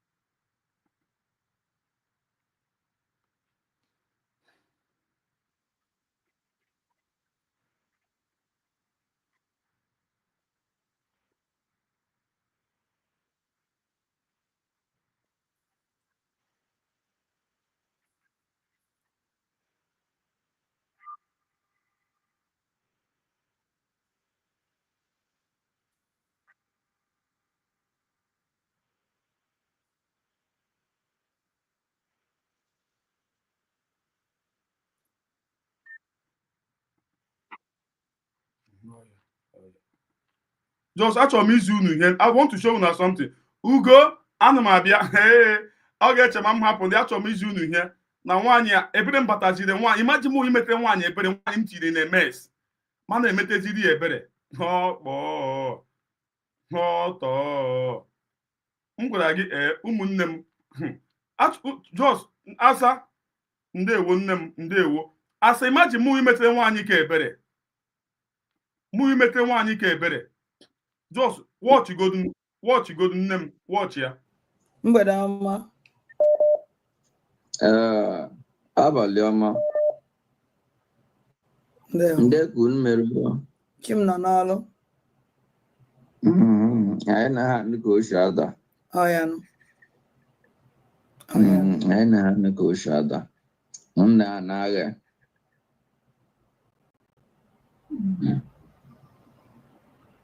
ị na n'ihe na-ekwu ana m ege gị ntị nna ihe ekpere anyị bụ na oke ga-agbagbu ndị shi nna ya ma nwere ụwa anyị ndị shi na Biafra ama mbịa oke ga-agbagbuke ha niile anyị nke ga-abụ nkwa gbara ọkụ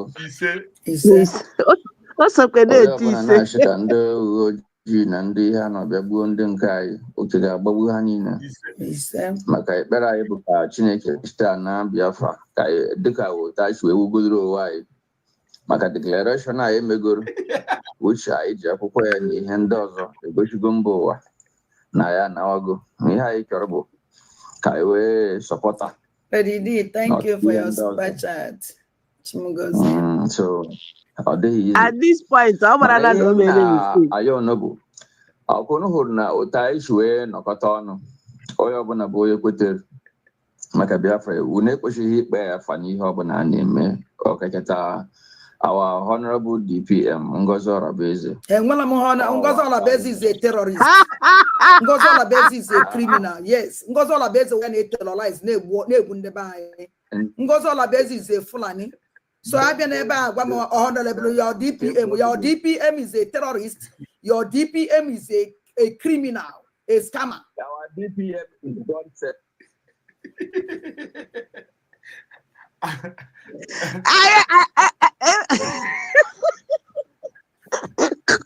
Nah, very good. I like Remodonia. Watch a mood here. Watch a mood here. Watch a mood. Okay. Watch a mood here. Hello. Nada, good evening. Nambadama. Thank you, Mada. Chim Nanalo. Nah, the program in this all together. When they put Nana can wage. In Waliki Gemonte. In Waliki Gemonte on one your phone. This is in Waliki Gemonte. Check and wage. Nana can wag a monomony when I don't get to know you. Mana can wag it. Ebo solo no general bomb, ebo sokono no bomb mazon. Also no bomb ni me mazunu ni me. Also no bomb neti afia mazunu neti afia. Also no bomb na mbachi makozo ebo sokono no je ba fa ndemba na ndege chineke ya bụ no. Ananine anande bụ na ndege na etigbu unu. Ụmụ amos. Can block all this idiot. Or such of the non-native doctor call. Oh no, but I was native doctor. As we go at the winning wire. Oh no, but I was native. I know what a native doctor. I'm not even under the BH. Oh, what are I would village you go? What are I more getting one OG Biogo?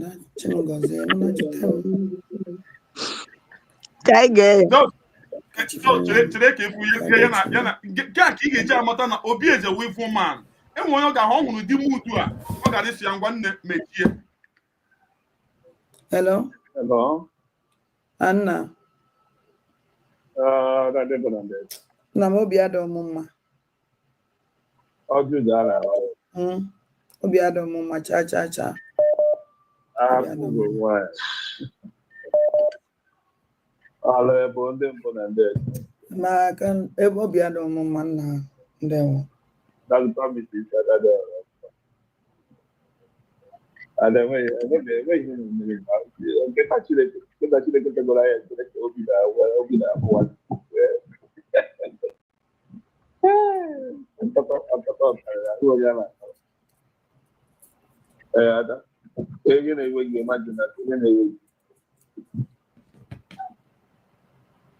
Hello.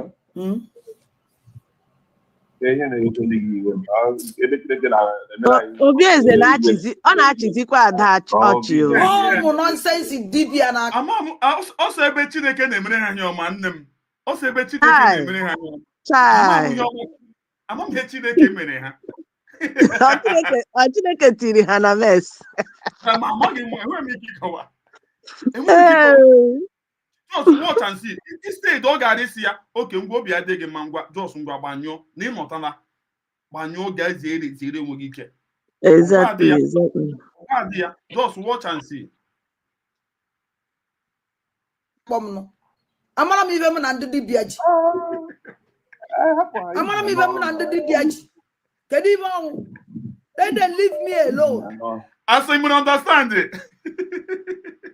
Nna ezigbo ụjọ dị nwaanyị a. Elubegide mgbe ọ na-agụ ya ọma.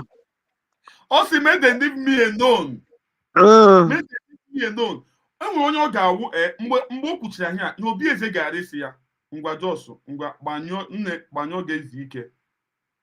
Because o kwesịrị ịma na nwaanyị a now there is something. Asa nwaanyị before nwaanyị ekwu ihe a pụta na-ekwu ya make them leave me alone. Ihe nwaanyị hụ ga karịrị ya ya. You are very right. Aghọtala m ebe ị na-aga. Yes. He dey do him. He dey do am as he dey do am. If onye ọbụla na something dey do am. Yes. Ịma na a na-agwa ya na ihe na-eme ya che na Ima, why this woman Nejapota here are no hours? Because Mono Eba, she will become lonely in thinking, baby, I will in tears. Yes. This is the only place on our world Potayane interaction with people. Once up Eba now, no lonely, no not think, no ishina bawashia, except omekwere calls. If you go to the problem, why it is ndo mana ọ dibịa ka mma akpọfa mana ihe mma akpọfa akpọ ọ dịkwa egwu o. Ọ dị egwu.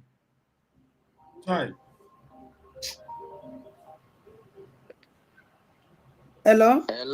N'anya ka m gwa gị, ị nwere ike ige m ntị? Ị nwere ike ige m ntị mgbanyụ phone? This is ị nwere ike ige m ntị chere ka m gwa gị. N'anya ka m gwa gị, amara m onye wa, I don't care to know you. The person kpọkwara ya daddy ọra njọ.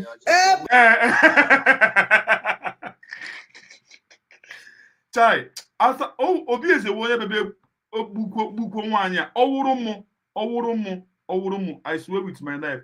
Nga ebe ọ hụ na mood ya. Imagine, you before be otu ha dị ya afa. Hụ na ebe ndị na ndị doctor say, "Hi, enwe to share responsibility." Nna ele otu o si ekwu. Nna be anyị.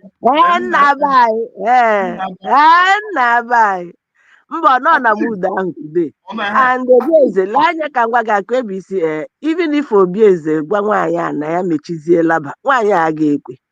Mgbe ọ gara ime ya asa, ọ gara ime ya yes, because enwere ihe nwaanyị ahụrụ mere nụ o jiri mee ihe ahụ, mere ọkọta ha. Enwere ihe pụrụ ya n'ahụ dị ya, yes. And the call ọ kpaghachiri ya na ka ọ gwa ya obi ya, but it's not working. Not working. Yes, nwaanyị before yo kwuru na akpọkwana ihe a gịnị enweghị o mega wuti ndị dibịa gị nwaanyị ihe na na-eme ị kwesịrị ịmata dị ọra mma na ịdị so. And I like the way the dibịa ji wee start. Ama m dibịa, the person, I like the way ji wee start. The collar, yes. Bịa tinye ya ekpere o ji aka ya na-ekwe ise n'ọnụ ya. Very good. Very good. Obieze a ọ chọrọ ọ dị ka enwere ihe nwaanyị a mere ya o ji bịa were otu a si ka o were otu a punish this woman. Onye mụnwa na-achọpụta there is something nwaanyị a mere ya, maybe nwaanyị ekwujuo ya before. It's possible. O jide wee zọwa ya pazie ya ime na emeghị ya ihe a. Ọsọ ụnụ jee n'ụkpọ mụ, ebe ọsọ kwana ụnụ kpọọ m, mma azụ ụnụ. Ọsọ ụnụ kpọọ m n'ime mmiri, mma azụ ụnụ n'ime mmiri.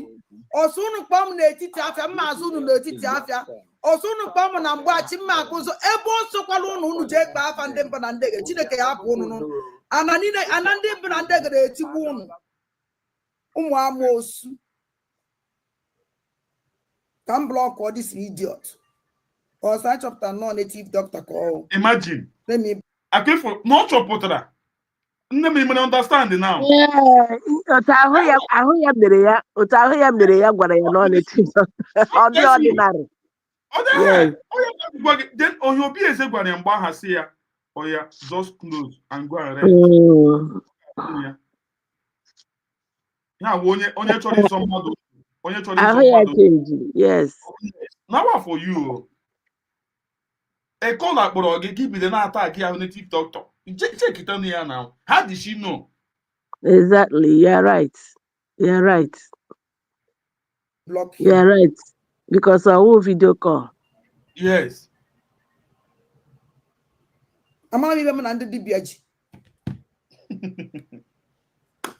I'm not going to catch you, Father. Chinungoze, no, not you tell me. Catch you from one. God, you know.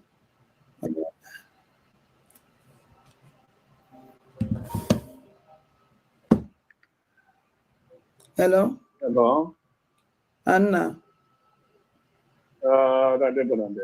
Namobiado mumma. How do that? Obiado mumma cha cha cha.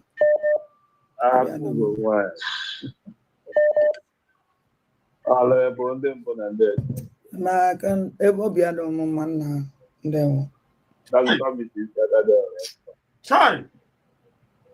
And then when you get actually get go ahead open that one.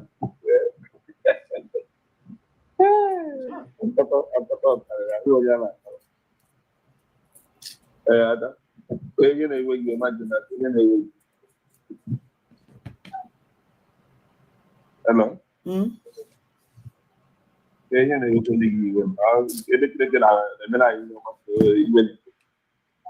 Oh, nonsense dibia na akpom no. Amara mi be mu na ndu dibia ji. Amara mi be mu na ndu dibia ji. Kedi ba wo. Let them leave me alone. Chai.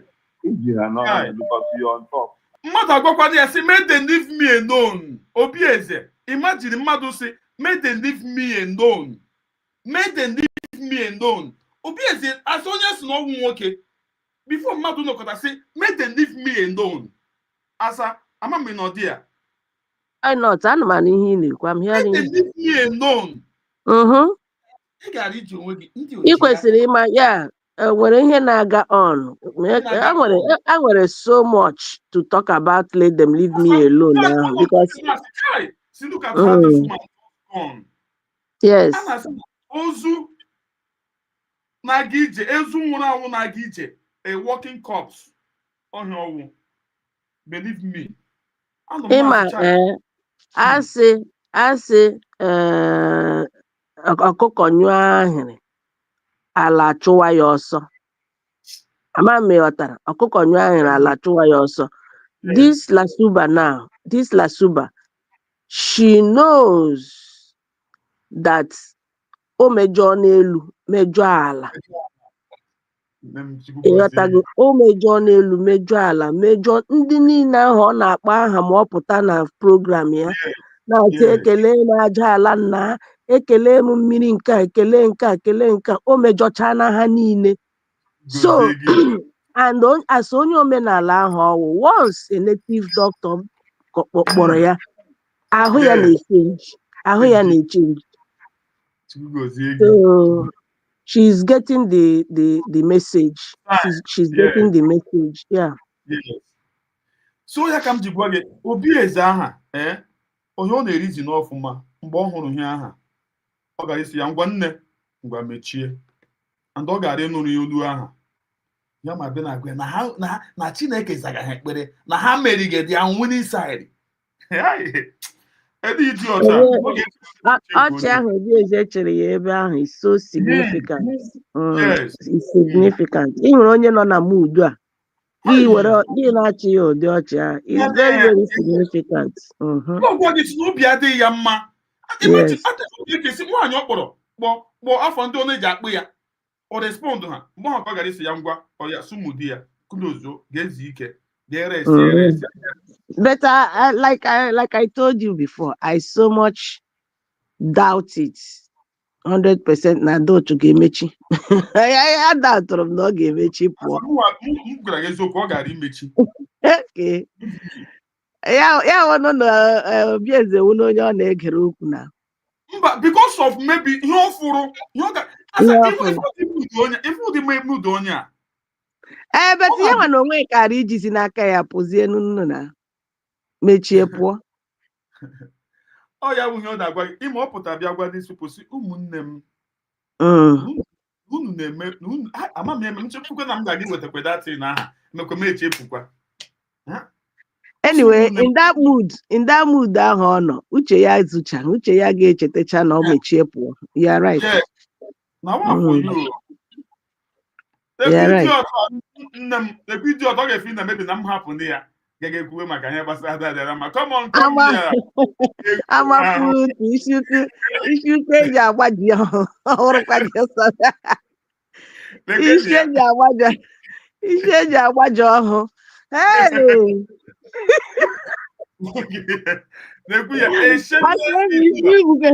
Ifu bọmbụ n'ọnụ gị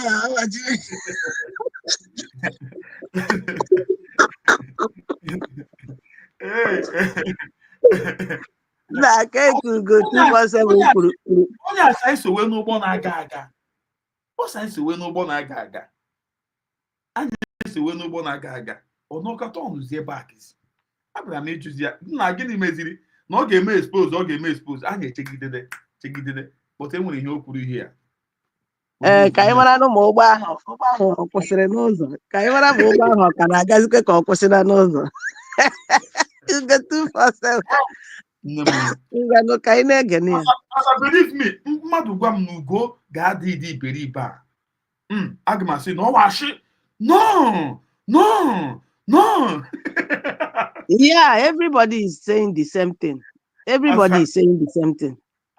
Asa no na nwaanyị a tiri adabịa na mmadụ na-echefu.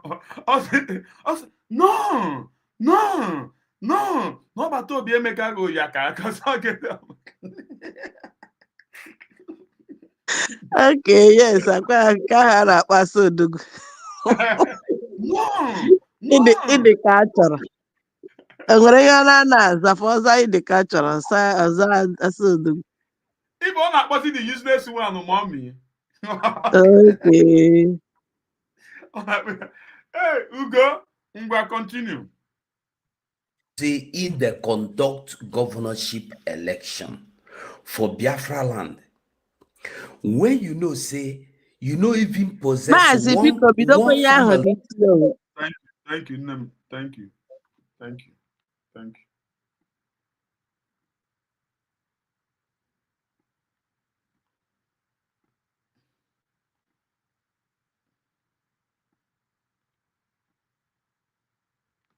Get question, and my question be say.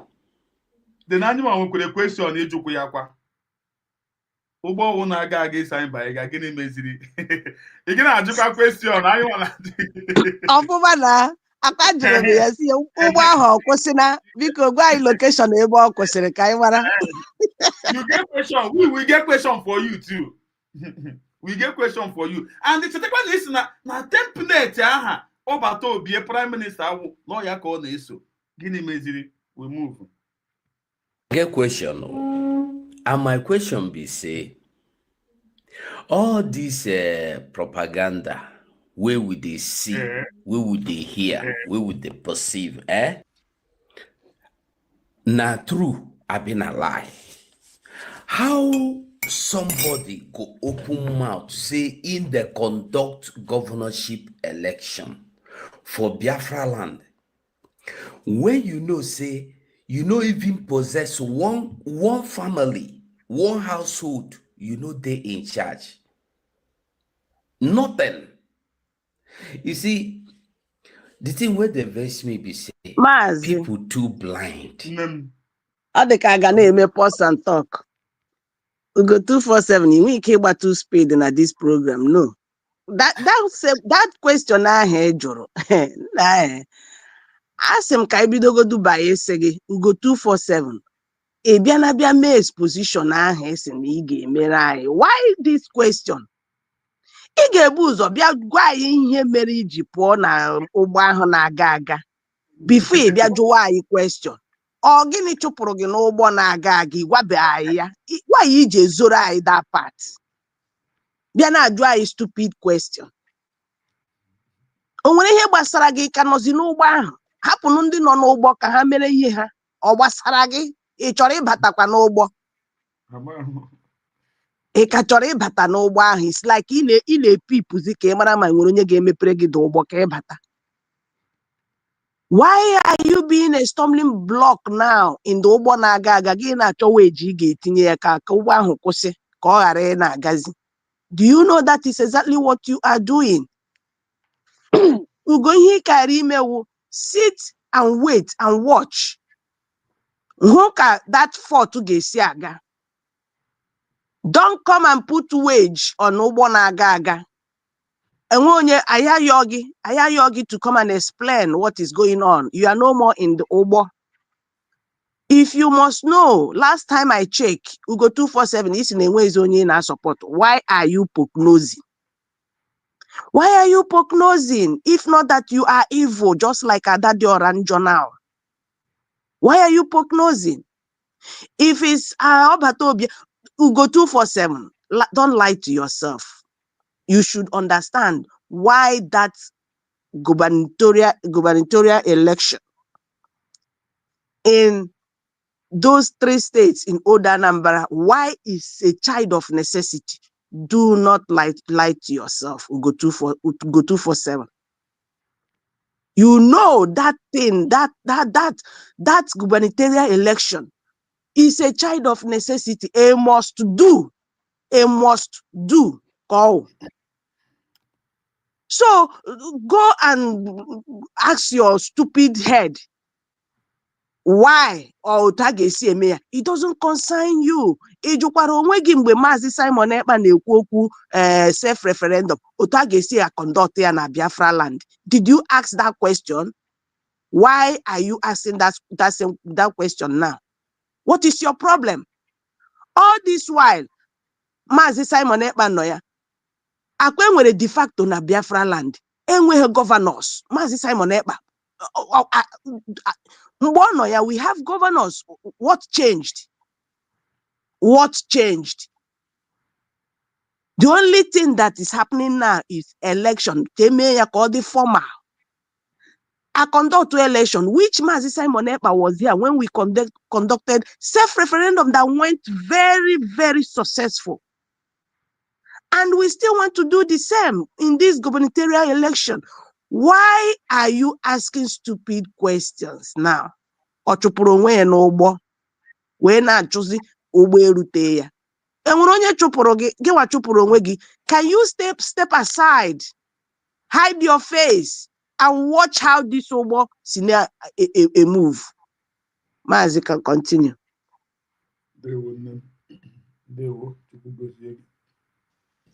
To see the truth. Everybody worked together, rallied together around this person. Biko ka m welcome ndị mụ na ha nọ here ka otu ise kedem gị and easy way kedem gị biko onye chikwu okwu once imepere mic gị menye gị mic nọ ndị Chukwu gozie unu niile ka unu bịara bịa ije anyị today ọ ga-abara unu daalụ ụtụtụ ọma maazị. Ndewo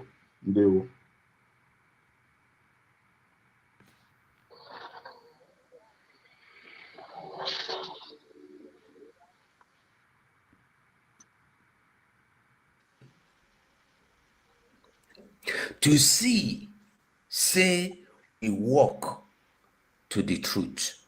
But she kept turning them to lie. Every evidence don't show you, say, you have been rejected by all the leaders. Nnamdi Kanu no recognize you. Simon Ekpa no recognize you. Everything, when I... How do you know? What he Yes,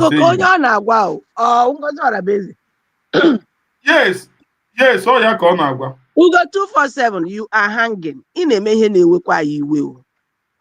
Ị ga na-agwa na anyị otu Simon Ekpa si reject ya. Gwa ya otu Nnamdi Kanu si reject ya. Ịbịa n'ebe a eforo anyị ifocha kpịa akụkọ mbe na ụmụ animals. Abịa na-akọrọ ya akụkọ mbe na ụmụ animal. Kenke wo ele ahịa Maazị Nnamdi Kanu did not recognize you. How? Tell us how. Ele ke ihe mere nu biko nwere ihe m na-emiss. Biafra se nwere ihe m na-emiss. Ama m nwere video or program m miss. Ijele nwanyị, you na-emiss this thing Maazị UGO247 na-eme nke ikpeazụ. That is exactly thing. Ndị IPOB1 Nigeria, ndị DOS mmelu mgbe Maazị Simon Ekpa surface. Now Maazị Simon Ekpa is not a member of IPOB. Now Maazị Nnamdi Kanu recognized Maazị Simon Ekpa. But we still remember that the same Maazị Nnamdi Kanu said, go and listen to Maazị Simon Ekpa. He's bringing another dimension in this struggle. DOS, BAFTA. Now Maazị Simon Ekpa and Maazị Nnamdi Kanu, they did not know each other. But they have forgot That is interview Mazi Nnamdi Kanu and Mazi Simon Ekpa mmeri together. Mmeri mgbe Mazi Nnamdi Kanu ji wee kwuo I need 100 men. Simon wee sị nna m na-ekwe m ebe a dinye m iji m ga-aga. That the same thing is going on now, which is Mazi UGO247 trying to represent Ndu DOS. That exposition on a kemgbe, he haven't do that exposition. Dr. Ngozi Oraveze continue to do what Biafrans need. The same person, Takwa now, they na Mazi Simon Ekpa did not recognize Dr. Ngozi Oraveze. The same thing did the US email. Did the same Mazi Simon Ekpa bring Nkuru si Dr. Ngozi Oraveze be my surrogate. Most and his ex-wife where she had jail. Or shall go and ask her to protect the mandate and be my surrogate. Go, Bilo Labor. If you go that she will going to understand. Mazi UGO247. You have forget all those things, all those scenarios. Connect and that dog. The man who Mazi UGO247 represent DOS, IPOB1 Nigeria in this point of time. Continue, please, Mazi. My dear brother, thank you so much. Ima, why him jina ajumu when him name is? Enwere ihe o kwuru ebe ọ sị Maazị Nnamdi Kanu did not recognize Ngozi. Simon Ekpa reject because he did not recognize Ngozi as well. So I want to know, o nwere video mmesiri ebe Maazị Simon Ekpa rejected Ngozi or say something bad about Ngozi? Ka o nwere video mmesiri ebe Maazị Nnamdi Kanu kwuru okwu reject Ngozi or say something about Ngozi? Now, UGO247. If there is none of that, I want to ask you, what do you want them to do so that you will know they recognize Ngozi? Because last time I checked, okay, when Mazi Simon Ekpa was here, all of us believe that he is doing what Mazi Nnamdi Kanu wants, right? And never a time I heard a video that Mazi Nnamdi Kanu no ebe ọ nọ mention aha Mazi Simon Ekpa. Never a time. There's never a time I know able Johnny mention aha Mazi Simon Ekpa. Enwero. So tell us your own now. Otisi we marazie na he reject na Ngozi. We want to know how did you get to that point? Enwere video ehuru ebe ha kwuru okwu. We need to see that. Otherwise, go and rest. Because that's which Mazi Simon Ekpa and Mazi Nnamdi Kanu wanted, that which they seek, we have gotten it. That is USB redeclared. What else? What evidence do you want USB to show you that Dr. Ngozi Oraveze is doing the right thing, on the right track? Ihe na-ekuzi na-awụzi ihe ndị obi ụfụ Adochu. Ị na-asanduzikwe ka Adochu. Everything, when I come talk, say she know they follow Simon's instruction or template. But all Barunu, the other side, that every thing our prime minister template no they use for the first time in play. Easy way, go ahead. Easy way, go ahead. Ututoma, easy way. BC, Ututoma. Dandoso. Asatina, Ekele Birikwe Mazi. Ekele onye ọbụla nọ na studio. Kelekwa Biafrans, the new ones. Edukwa mekele UGO247 because na onye obi ụfụ ka ọ bụ. Onye obi ụfụ. Yes. Maazị Akụ na mbụ ka anyị kelego bịa Maazị Okwu Nnamdi Kanu onye mere anyị were nwata ihe anyị na-amaghị taa a sị na ọ ga-adịrị ya na mma Chineke okike abịa ma ga-echekwa bịa dịka ị na-ekwutu ya n'ekpere n'ụtụtụ ọbụla na-agọ ya na ọfọ Chukwu ga-echekwa bịa ruo na mmeri a abụrụ nke ya maka omerigo n'otu aka ha ya na-ekelekwa Maazị Simon Ekpa onye nke na-atakwa ahụhụ maka ihe anyị asị m ebe ọbụla ọ nọ na Chukwu okike abịa maka na agbaziri ya n'otu aka ha anyị wee na-ekelezi agada gbachiri ụzọ nwaanyị afọ bụrụ Biafra onye ndị iro na-agba mgba ọ na-emuvu ome nke ahụrụ n'anya nnukwu nwaanyị ọ na-eje asị m Chukwu okike abịa ma chekwabakwa ya ya ahapa na ntị Biafrans like Asatina kwuru sị na ihe na-eme UGO247 onye ọbụla o doro onye ọbụla anya na ihe na-emezi UGO247 bụ gịnị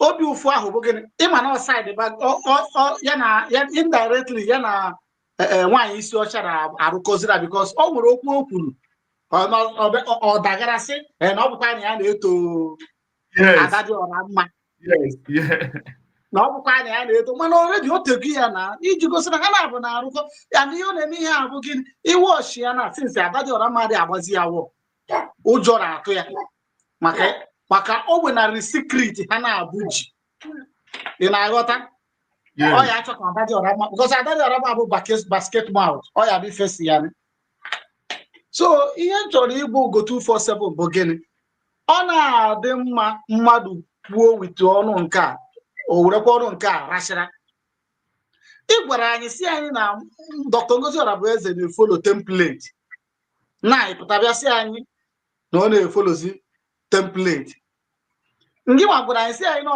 USB bụ ebe a nọ na-esizie na USB na onwe ya na abụzie ya ebe na-ajụzi gị si gị ID kaadị iji na Finland maka na ihe unu ji ekwugheri ihe niile unu na-ekwugheri bụ gịnị na-agbara unu anyị jiri ego mma hand money agbara unu free ticket unu eje Finland onwe ihe ọzọ that is the thing.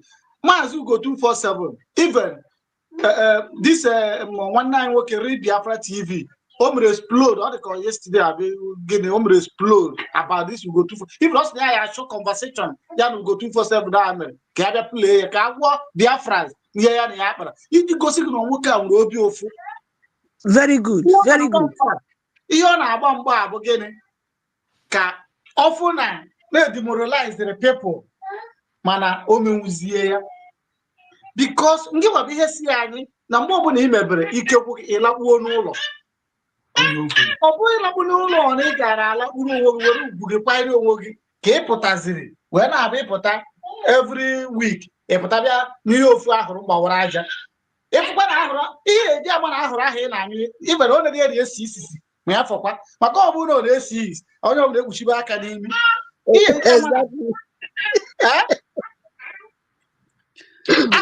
ahụrụ UGO247 ode esi isisi na ahụ because ọ bụrụ na ọ na-esi isi nke ọ nyere anọ mara na ọ na-esi isi bụ na comment section ya jee ebe ọbụla epleri UGO247 Biafra na awụ ya and ole anya na ọbụla na ọ bụzi UGO247 ọ bụ ka ọ pụgo na mmadụ because gịnị ọ dị emenwuzi program tu akụ ABC si ebe na ka mmadụ bata na studio ya ị na-aghọta because ihe ọ na-emezi na agba ọbịa tụwanye data vidio ị na-asị anyị na Dr. Ngozi Orabueze bụ elaya why na isi anyị ya bụ ime expose is almost over 2 months na ị bịaba eme expose a ka ezi ihe na-abịa ajụrụ anyị question ị jụkwara maazị Simon Ekpa this question mgbe ọ na-akọndọt referendum dịka Asatina jụrụ gị thank you my brother ọ jụkwara ka ọ na-ọbụ asịrị ọ na-abụ ihe nwoke bụra ngarafụ onye o ji emenwuri okenye ị na-aghọta ife iluru na ije emenwuri ihe dị na Dr. Ngozi Orabueze wee gwa gị na ya na ọ karịrị gị ka a na-akpọ nwaanyị ka nwoke ọ ka gị onwe obi o ruru gị na ya ka ihe na-agbagharịrị fọ ime ihe na-akpọ fiọm ka ọ bụ brokiri ị na-asụ nja mụ na gị dị n'otu ka ị ga-eji wee jeji difendị anyị na Ministry of Information ka ihe ji aja kwanyere onwe gị ugwu maka ifere gị na-emezi m ifeatị irego onwe gị na ụmụ ahịa now ifunu ndị fallback na-akpụ gị n'ọnụ ndị USB kpụ gị n'ọnụ ndị bụzi na-abụ ụsụ ibe na Adadiora mma aka gị mma ihe ji sị na Adadiora mma aka gị mma bụ na Adadiora mma pụtara gbawa puo ebe ọ na ozugbo anyị amara mana nke gị bụ ịrụkwere ka e wee bụrụ Ugo 247 na onwe eziokwu dị gị n'ọnụ echebu na ịbụ somebody before ama na ịbụ mmadụ ị na-aghọta ka o si dị ka ihe ị na-abịa ekwu na o nwere any effect a na-agwa gị na ihe a na-eme na bụ legal process ka a na-eme ị na-abịa ajụ anyị question ka anyị esi conduct election ihe a na-eme ha kwa legal process ka e wee nwee ike nweta document a eji wee present to the world for recognition ebe ibe ịjụ anyị question ị na-ajụ epoknose na-ajụ anyị question ka ihe gbasaziri gị dị ya hapụ anyị ọ bụrụ na Dr. Ngozi Orabaeze atụrụ anyị asị ya tụbụrụ anyị na ọ dị anyị mma ha bịaziri etinye ahụrụ mgbawara aja na onwe ebe ọ ga-ese so Ugo 247 lakpuo n'ụlọ n'imetagbure ka ọ dị mma adịghị abịa ezuzugharị na soshal midia adịghị ọra m akazighị m ibe vamvamvam ụkazighị mma sel bikos na vamvamvam pụtara afụ ebe ọ na ozugbo maka gị bụ na ihe ịbụ bụ green snake under green grass anyị echena and thank God that all those why na ọ bụrụ na ihe iji wee na-agba onye ọbụla anyị ga-ewe ebe onye ọbụla expose bụ na people she na ngị na ha akwụ o nwere ike onye ngịnị ya kpara na fon onye ahụ agwaghị obi ya onye agwazi ego obi ya irekọd ọdebi ya ka iji wee mana pụtazie obi ya kwụrụ onwe ihe aja fụgba mmenye onwe ihe anya gbụrụ fụgba mme kwesị na ịyabụ ime dreg expose ịyabụ ime humble expose bịa na anyị na-eche gị anyị na-eche gị so onwe ihe anya fụgba mme ịfụ ka onye gburu enwe ya nwaanyị si kwari onwe igwu na-emere onwe ya program bụ Maazị True Survivor onwe ya kpụ ya n'ọnụ ọsọ gị ka afọ atadị gị mmadụ agwụ o gosiri na all those while niile ịnọ with Simon Ekpa obi gị adịkọ dị ya iji gwa gị na igwe rejected stone bụ gịnị n'ịnọ na midia ma Simon Ekpa werekwa deputy prime minister deputy information nye vam iji gosi gị na ịdị irrelevant onwe ihe iwe ọtụrụ iji ọsụdọ ịdị ya so my brother let's move on onwe ihe Ugo 247 kwuru kwuo jee na platform ọbụla ije na nke JT Gallery o play ya ihe aka Biafra sị na awụ ya ọnụ ije na comment section gị na ihe aka Biafra sị na awụ Ugo 247 ọnụ so ọ bụziri Exodus ije na nke Exodus ka Biafra sị na awụ ya ọnụ so onwe ebe ahụrụ ị na-anyụ ga-edu gị wee ga-aga instead ihe ọ ga-eme gị bụ gịnị destruction like Ozoko na Son kwuru sị na anybody na sabotage ihe anyị na-eme na penalty ya bụkwa gịnị ọnwụ so marakwa ya mara na ihe ị na-eme na and igosiga anyị tru kọlọ gị ogbozi ike ịfụrụ mee na ọsọkọ ya gị jee na ohimiri Jordan ka ị ga-asa ahụ gị Ugo enwe ike ịsachapụzi ihe ị mere so ọ dịgo etu a so Maazị Akụebuisi we are here we move on ka anyị na-egekwa nonsense ahụ na-ekwu Maazị Iziwe thank you so much enwere ihe i kwuru ebe ngwụcha okwu gị towards ending or this particular ending now enwere ihe i kwuru about there which is very very very very correct. Ugo 247 gwara anyị na enwere ihe ọ na-abịa ịgwa anyị about Ngozi and that thing ihe anyị na-ahụbe right onye o kwesịrị ịwụ ihe anyị na-amaghị Ugo 247 all this while you keep coming to social media na-agwa anyị ihe anyị hụrụ ihe anyị ma that is not what we are expecting from you. We want that thing ahụ ị hụrụ di a anyị na-eso gị hụ that was what you promised us na ị ga-abịa ime Ngozi expose. We were expecting to see that exposition ahụ arụ ahụ ọ rụrụ ọ na-agwa ha anyị that is ọ kọvara o mere ụmụ Biafra n'ama asị ahụ ọ tụrụ ụmụ Biafra n'ama anyị na-eso ya sheepishly. That is what we are expecting. Mana kwa ifu nke ị na-apụta na social media agwa anyị maka gubernatorial election nwanne anyị mana about it now. Lakpuo n'ụlọ just like my brother said True Survivor is respecting ihụrụ ka manụ si eme ife na-emere onwe ya ihe ọ ka na-eme without adding anybody, without castigating any government, without castigating any group at all. Na-emere onwe ya ihe ọ na-eme wee na-echekwa ihe ọ na-eche. Ugo 247 Agi, Dr. Agi resign kwara just like you resigned. Why don't you learn from those people? Why are you making yourself agent of caricature? As onye tiwetite nwa nọ n'ụra mgbe nwa ahụ bilitere ebelebe ga-egbu. You kept bringing yourself out. Ga ka efuzie ihe ụmụ Biafra ji ga-eme. Those respecting control that time, Anthony now nobody cares about whatever thing. Again. If you see how you mess even your exposition up. Because tomorrow, even if you come tomorrow now, nobody will even listen to you anymore. You see how you messed everything up. Be a man. I taught him now. This 99.9% of Biafrans in there so USB. For as in what now? Gubernatorial election now. One no China just prepare our propaganda that day because China we must gather those documents.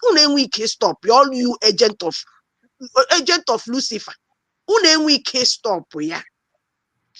Mazin Dewo. Dewo, ana m ewere ohere a na-ekele Apostle. Yesterday m chọrọ inye ya mic ya wụ na ọ pụọ na ka m nwere opportunity before ma kpọwa Chizoba Peter. Maazị Apostle Steve, ndewo. Good morning, good morning, humble lion. I am sorry yesterday. I am sorry yesterday. Anyway, it's not a new thing we have been talking about, but I will say I appreciate God for system of our DPM. Is a strong woman, and thank God for the cabinet. All of them are doing a massive work. Even the enemy knows that. Even all of them knows. You see, the point that like what Asatina said. Asatina said, UGO247 was we were expecting from him to tell us what our DPM is doing that we did not know.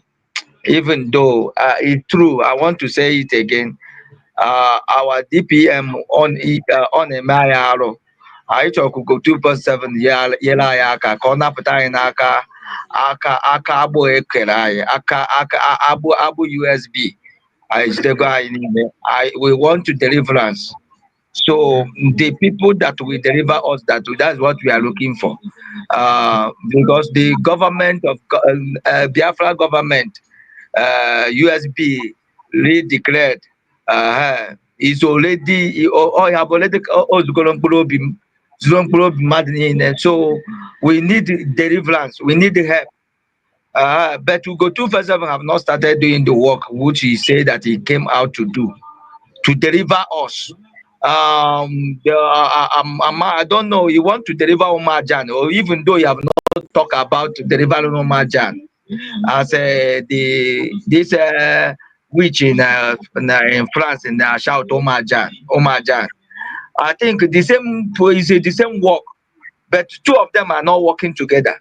Him and Adadiorama have worked together. Adadiorama was yesterday congratulating him in this lobby where he come and talk. I said from today he will not saga or UGO247. He will not do this. I was kind of I just remove it. I said, well, now waiting with this one. This UGO247. First and foremost, I have been saying it. This man is when you see a man that is bitter, you will see him mixing up, thinking that he's wise. As a man of God, I have seen those kind of people even in the church. When you see a person that UGO247 is a kind of person that want everything to done according to his own blend or according to his own plan, and if he did not go the way he planned it, he become an enemy. That is who he is. If he's and he cannot come through, he cannot come outside, he cannot come straight. He's a conny man. UGO247 is a conny person. He's completely conny person. He think he did there, and he's looking. He has a target. It's like a bussy when bussy want to catch a rat, or just wow. Imam Madina bussy will mbo. Or you are quasi onto a grabber. Until when he did not grab him, he began to hear Busi shout. That's UGO247 for you. So UGO247, he did not do what you came to do, because what you told us that you want to do for us, you are not doing it. We want another person that can deliver us. But if he cannot deliver us from this woman that have stolen our heart, leave us alone. Let us pour deeper inside the USB. It has already taken our heart. So this issue, why should you come out and tell us that there's nothing, which level that our government should conduct gubernatorial election? I want to ask a question. Which level that Biafra gather in in Finland to declare Biafra? How many people do we have that time? That is the same thing. The same thing in Nigeria he was saying, leave them, leave them. What are they going to do? What are they going to do? They are saying they want to declare Biafra. Let us see how they declare Biafra. Until the Biafra was declared. And the same thing is happening to you now. You come now and say, how many people? That wicked woman, a witch, a complete witch, came out and say, is it 37 people? 37 people. Is it people that we leave all those things? We have had it. That is the same thing. You people are speaking Nigerian language. You people are speaking what Nigerian language. If someone said that they pay you, go, I will say yes, they pay you, because you are speaking a language of somebody that have been bought over. So that is how this woman is shouting. It is speaking a language of a person that is already being bought over. So for him to be able to open his mouth and call Soludo and say Soludo should call army and gather army to be able to stop it, to be able to do this, it means that he knows the truth. She knows the truth that as far as it has been declared, there will be there will not be election of Nigeria or the Nigeria election in old Anambra State. That before then we will have gubernatorial election in 3 states. He knows the truth. He went ahead now calling Soludo. He is the one that say he was attacking Soludo. That witchcraft woman, a witch that said that he attacking Soludo before. But now he's saying Soludo, you should gather army, mobilize people to stop. He can't stop. In fact, as you people do not know how the government operates, you people will never know it. As you people do not know how where the wind is blowing, what you know that you feel it. That is how you will never know the in and out of government of Biafra. The government of Biafra is already in charge. Until we immediately we start grabbing states. Immediately we start sacking local government chairman. That's when you people will know that what we are saying is true. So all these things they are trying to say is nonsense. Ugo, you have not done your work well. Come out and tell us what our DPM said. What he said. So come out and tell us now. And now young people should come out and tell us that. In fact, let me say this to all Biafrans. You see, Nnamdi Kanu, we love Nnamdi Kanu. We love our PM. But now in Nigeria, the issue of Nnamdi Kanu is what is hitting everywhere. That because Sowore came out and begin to talk. And let me say this: what Sowore said is good, and our DPM have already adapted it. Is good. But if you people are waiting for the government of Biafra to come out and begin to protest in Nigeria government house, Nigeria capital, you people are liars. You people are complete liars. Because for us bringing ourselves down, it seems like we're still in agitation. We are no more in agitation. Ugo, you still in agitation. This witch woman, you still in agitation. All of you that resign. Maybe you think that we will continue in agitation. No more agitation. It has been declared. We will not come down to that level that the Nigeria people, Nigeria government want us to come. We can't. We will deal with them with the government versus government, country versus country. That is what we will do. So as in Israel fought against this Hamas and all those people attacking them, that is how we will fight to you people. We will fight to you people with the brain, with the Spirit of God, with the renewed brain, wisdom. Okay, see Nigeria now. Nigeria is granting a presidential pardon to people, criminals. That is what is happening. UGO247 is speaking their language, and from now we are no more there. If they like, let them hold our leader. If they like, let them continue holding him. He will not stop what government is doing. Even if they like, let them release him. I want him to be released so that he will have his rest, to be honored, so that he will be alive to be honored. That's what I want. Let him be released and he will be honored as a great man. Because even Nigeria, you have opened Nigeria eye. It's not only Biafra that you have separated from Nigeria. You have opened indigenous people of Biafra, Nigeria, their eyes. An Hausa man that started shouting, everybody should come out for protest for Nigeria, for Nnamdi Kanu, release Nnamdi Kanu now. It does it mean that it was his eye that is open? He has already released, and we have already declared Biafra, and we are out from them. But let me say this: Nigeria, if you not like, you not hold him. But if you not like, you not release him. But you not allow it that anything should happen to our leader in that dungeon where you people kept him. Now one don't want to jail him. Now don't want to because you now have nothing to jail him. But now kept him in one dungeon for 4 years. May God punish all of you that stand up to defend evil against our PM, against our leader, and against our PM. I hit my mouth. Biko Akwebisi iwe wele gị achọrọ m ịgbapụ ihe n'ihe my brother kwuru now. Ịma na o nwere ihe o kwuru, ọ sị One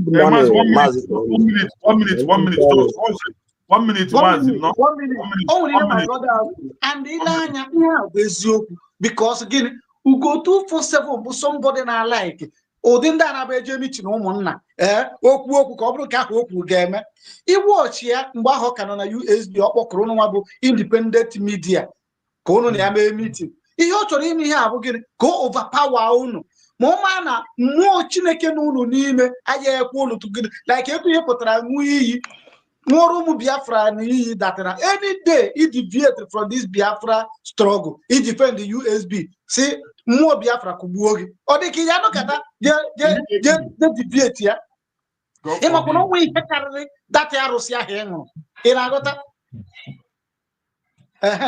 etu a ka ọ dị this ugo a na ịma na ọ dịkwa na vidiyo kwa ka ọ na-ekwu sị na even na Aịzaya anya ọgụ ka Dr. Ngozi Orabezo yes here ka o kwuru ya oyi ji gosi gị dat na o nwere ebe ọsaịdị mana o ji indirect way na-apụta small ị na-asị ya that you are not siding for anybody, you know. Okay, you know, independent na-emezi ka ị na-abọsasị ihe a na-eme. Okay, where are you leading us to?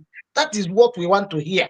So bụrụ ịpụta ịbịa na-abịa anyụ ya mgbawara aja ka anyị chọrọ ịma. So n'okwu a my brother kwu ka m bịa ka tiyo sị na ihe ahụ bụ pure truth.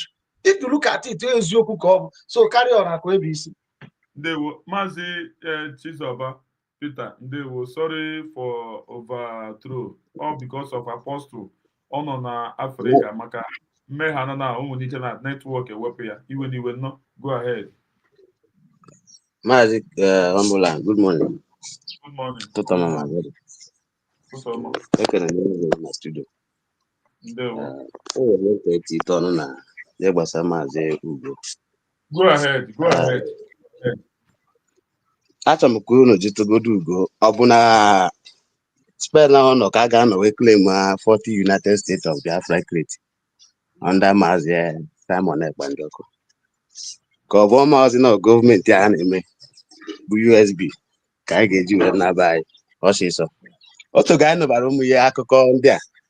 Ọ si from mgbe Nnamdi wepụta ndị DOS emegide asị ka esi wekwa Simon Ekpa n'ọnya na bring the new dimension.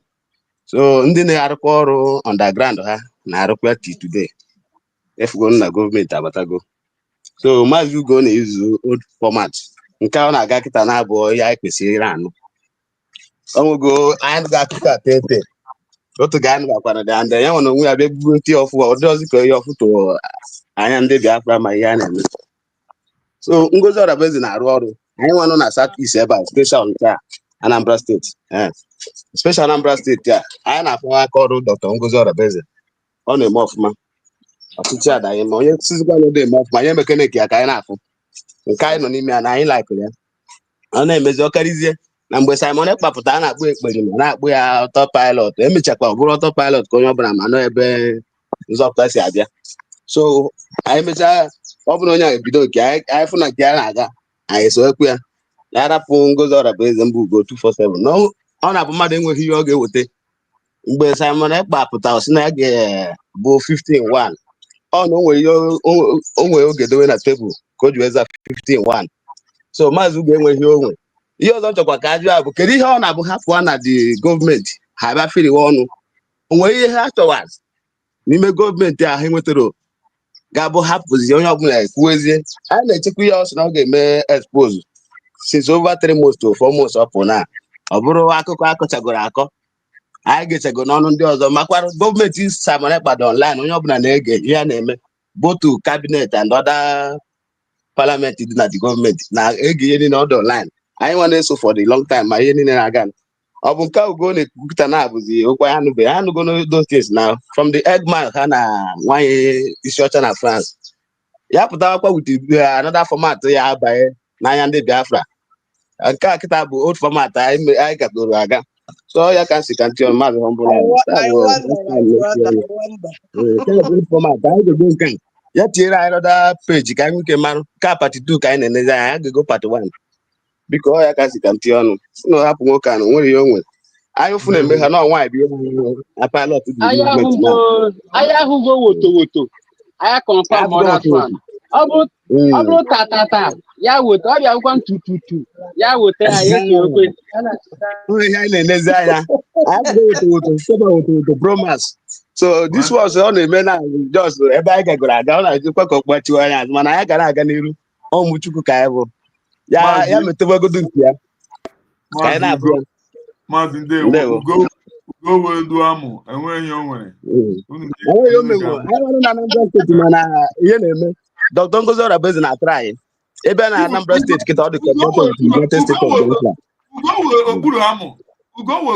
onwere na Spain ka anyị webido anyị nwanụ na ala Igbo ga-ebu ụzọ mee enjoy Biafra ọ na-eti soshal midia mkpu otikọta mgbe maazị na onwe ebe anyị nọ betakwa efere ga-emekwa ha mgbe ha ga-abịa o maka ha ma bịa n'isi onwe ha ga-abịa wutinye kọnị life ha ka wee nabata ha ndewo my brother ndewo maazị Chibueze Agụnabụ ndewo ụtụtụ ọma maazị Humble agree to you if you got the program maka iji ọsọ ya yes but now ema na asị na onye nwe brain ozugbo a na-ekwu okwu ị ga-akọnect with that. Yes. So ihe ụmụnne m na-ekwu ebe a kịta na epikugo m egebe m the program but na epikugo m that particular movement. So ekene m ndị nọ na ụlọ anyị nọ kịta ndị ezigbo ya ndị ezigbo ya na-anọ ebe a so kelekwe ndị nọ na comment section na-ekwukwa ka o si dịkwa dịkwara ha kwesịrịkwara anyị niile so okwu m chọrọ itinye ọnụ o nwere esomokwu nụchara ebe a okwu na-aga ọfụma and this nke a dowele bụrụ ugogbe anya ka nwaanyị isi ọcha mbụ Ugo 247 onwere mgbe o ji aghọta ndị a bụ ndị erigaghị eri onwere ozi ha nwere ebe ha nọzi ọ pụtakwa sị gị nke a ọ bụrụ ihe ka anyị na-ekwu ndị amara ihe bụ freedom o these people amara ihe bụ freedom out of if at all na ha ma ịma na enyego ha ego enye ha anaghị ego ha pụọ akọwazi a ga-agbazi mgba ka amalụ na ada freedom ka eburu nke ya down o nwere ihe ọzọ minus that Ugo 247 bụ old man n'ọgwụkwe n'ihe a na-eme for long ekwesịghị ịpụta ba na-akụfụsị akụkọ na-akọgheri ọkarigoda level pọtụ for ya nwa ịpụta onwe mgbe ọ ga-ejipụta ka o kwuo anything dị reasonable n'ọjọọ so ịkọfụsị akụkọ na-akọ asị na-akọ notens icheke na mana onye abụrụ enyeghị ya mebi n'ego abago ya n'aka Otos in all now. Now the brain Biafra Adriana for the first time. Every freedom fighter you can never. Okay, I na kodi her. Old man daughter now. Oh, I'm Lasuba the same thing. Eh? I better go to the go back. Kaka nega hante. Eh, I just go me here maka ndị adịghị nweta network o. Ọ bụ maka anyị nwa nọ ọ ga-ekọkwa ruo next 100 years or 200 years ahụ ebe anyị na-aga. We go nowhere. Yes. Ya bụ zero ndị nka ebe makwa nke nwa nọ ịnọkwa mbụ kedu a na-akpa UGO247 ọ nọ in house ọ mara everything epụtazi esi na chọrọ ime expose epụta chọrọ ime expose onye ke na nwaanyị kedu onye ị na-eyizu brain ya kwue n'ihe ahụ ị chọrọ ikwu ịbịa ịkọwa ọnụ mana nke na mmadụ bara ịkọ na ọhịa ka anyị bara na ọ na-adị ewute m thing dey pain me ịfụkọsi ewu ọ na-aba m n'ahụ very well a na mmadụ na-abịa kọfesi akwụkwọ the matter amabeghị mbọta ama m n'okwugwo nonsense ya wutere gị maazị ya wutere gị ugo ga-ewute m ka o wute m ụta wute m agwago m ya kwesịrị ịgwụ ya ya zuzue akwa nzuzu ka ọ bịara ya zuzue onye anọta na ndị adị agwata at least emeche program like this ha egegodi ege mmadụ yes ndị sọpọtara ha so that ha ga-enweta correction but they can never do it. ama m that kind of a thing ha ga ya ha mmadụ ebe that fault mmadụ yes at least adjust obere oge na ndakpuo because ọ ga-anakpu nke a bụgodo sure UGO247 na obere oge na ndakpuo ngwa carry on biko just ka ntinye according to okwu mfụ enwe ezigbo onye UGO247 ji ọ jọsụ na-ege ọnụ mmiri asụ the gullibles ndị eriri agụ apụta na social media you that don't even know anything about Biafra you that is not interested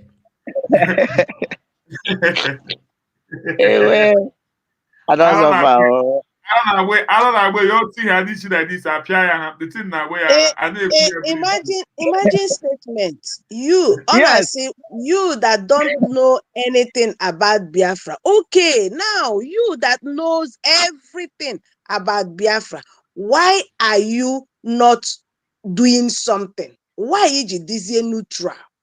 You want the Biafra, give one a claim everything about Biafra. You want that Biafra to fall, or you want that Biafra to do, I don't know. And when ndị kaji the Biafra but like a battle race. Ginwa ma everything about Biafra. I drop one yao ganu logi ganoro. Na-eme expect ka ndị ahụ na-amaghị anything gbasara Biafra sorozie gị bịa nọrọ. We said no. We carry the Biafra na-agba were ya na-agba ihu gị nwa agbala n'azụ ga nọrọ n'ụlọ gị. When Ugo talk, I don't know more reason. Is it not better you stay in your house? Make sure no ge or maybe just like Chuk's name. Now Biafra say when him a little bit. When I said this gubernatorial election is a child of necessity, this is what I mean. Biafrans, now everybody, even who go and no one neighbor and sort of push on a common sense, believe that we are now a nation. UGO247 and neighbor believe that Biafra have been redeclared USB as the name of the nation, sovereign state. On the 29th of November 2024, UGO247 can testify about that. Give me argument on that one.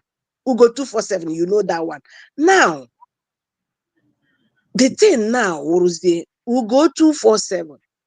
Otu Biafra no one na nation declare na ya a nation. All of us now, genuine Biafrans now know that we are now a nation. Nanya international community.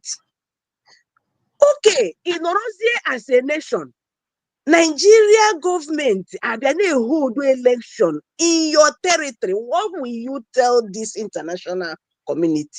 No. na government, another hold the election in your district. When people this smart noro n'ọchịchị, you will feel it, you will inhale it, you will see it, you will hear it. Onye isi ga-afụrịrị ụzọ na nke ahụ. Now, as a government into USB nation, I say no. International community will laugh at us as we have claimed Nayawuruna nation. Then another country may hold the election in our territory. It's a shame, very shameful thing. UGO247, you will reason. So why this thing, first na Anambra is this? But let me tell you, so that all these people thinking make sense. Reason once you know and believe that Biafra have been redeclared and now we are a nation, you must support this gubernatorial election in all the Anambra states. Reason being that Nigeria hold the election, it has nullified this our nation. So that is why we will not allow that election to be held. Even if they force themselves to do it, let it be that they force themselves to do it. That's why our own election will come before their own. If we go in now, our own election will come before their own. And UGO247, what I want to tell you is just baluchelo, hold your breath, watch and see how this gubernatorial election is going to happen. 101%. Because ndị ma ihe a na-akọ anọrọgo n'oche. If Maazị Simon Ekpa nọ here with us today, declare this Biafra, it cannot get this Anambra election to hold. Ebe na-akpọ onwe gị election, and you will allow Anambra election to hold, a Nigeria election to hold in your territory. You people are making us to come and expose some certain things online because of non-entity like you. So Biafrans all over the world, this election, let no one deceive you. It must hold. It's a child of necessity, like I always say. A child of necessity. Child of necessity on the 4th of November. So we must make it happen. 101%, just like we did in the self-referendum. I think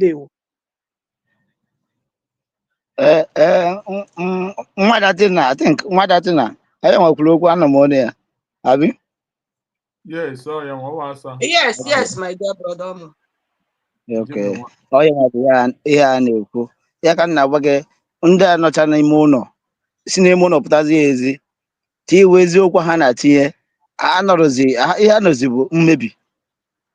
You understand? Onye bụ the problem anyị nwere. But ndụkwa happy with one reason. Otu ndị a sapụtacha a na-afụkwa afọ ire ofe emete garị. Ndị adịgo abịara for this freedom. Onye anyị na-enota na-ekwu ukwu a the same thing na Elasuba mbụ ada na-ekwukwa.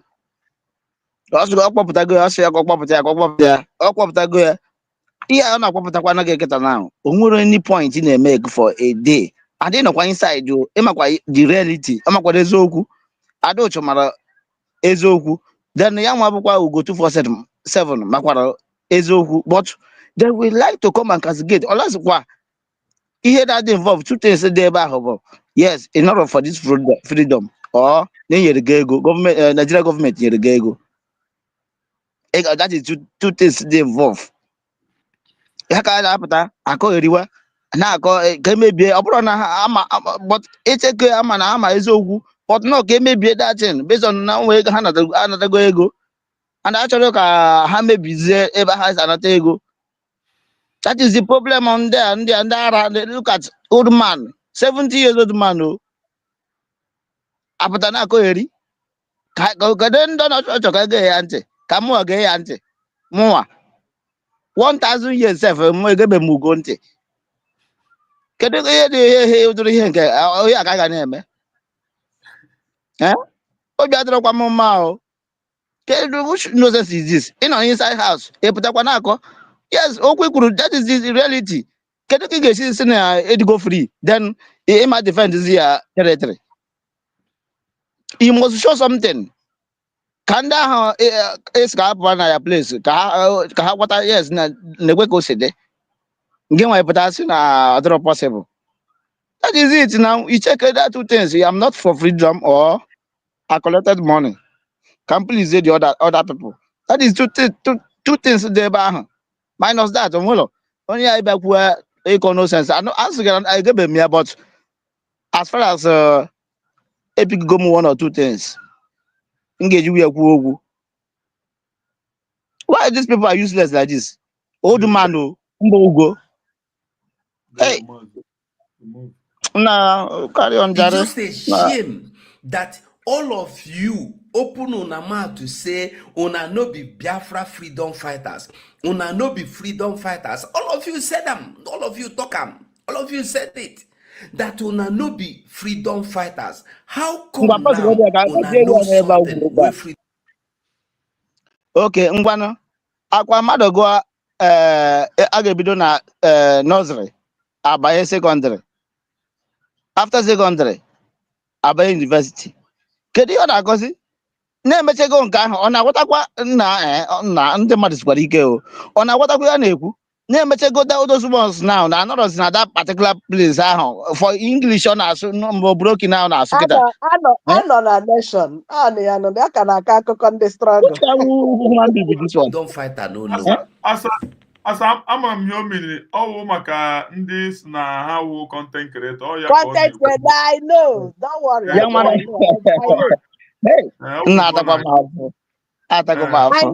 know but get na UGO247 chai Chineke nna honestly amakwa m na UGO247 wee nọ n'entity UGO247 na mkputakwara uche gị like this but all jealousy ka m na-afụsi ya ọsụkọsụ nwa e kwuru now when people tell you they are not freedom fighters, they are content creators. Ginwa na-eshi ọnwụ na iwu freedom fighter. Nna ihu na freedom fighter gbagidoro ọsọ kwitie. Amakwa nna ike gwuru.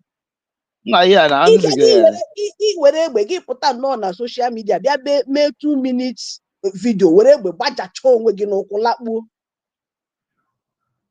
People gwara gị na ha wụ content creator but you see them up till today how many months ago gị na ha bidoro kwuo ya how many months ago they are still saying what they are saying still standing with the gị nwane claim na iwu freedom fighter ịtụpụ na gị gbafuo si na enwezi ebe i belong UGO247 ekwere na onwe gị ebere. Have you seen freedom fighter Mandela freedom fighter ị hụrụ ebe o megidere gba ọsọ kwụsị? Maazị Nnamdi Kalu freedom fighter ị hụrụ ebe o megidere gba ọsọ kwụsị?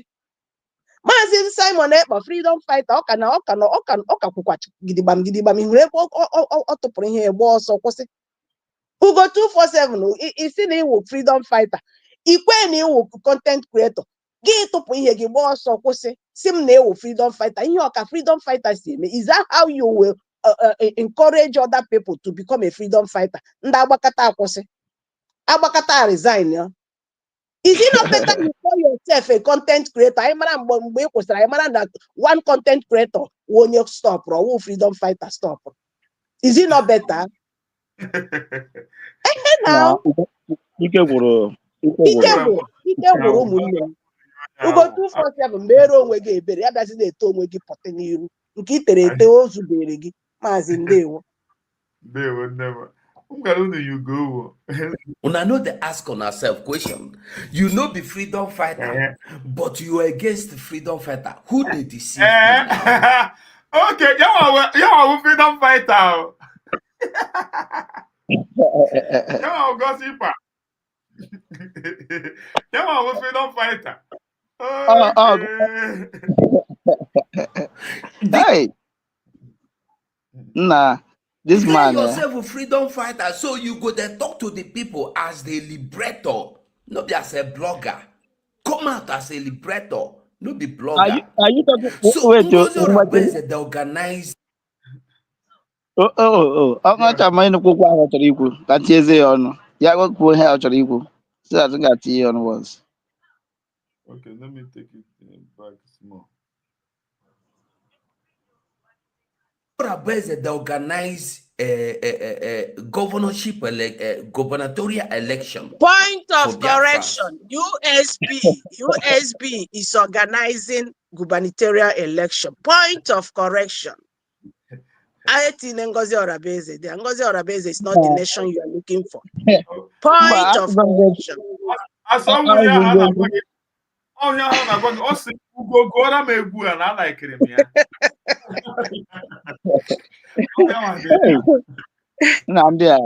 Okay, now obviously everything I na-ekwuzi now Ngozi bụ o nwere isi one Ngozi onye bụ Biafra. Oh yeah. Okay, that's of it now, on UGO247 now, on auto vote, yeah. He liberate himself in family generation.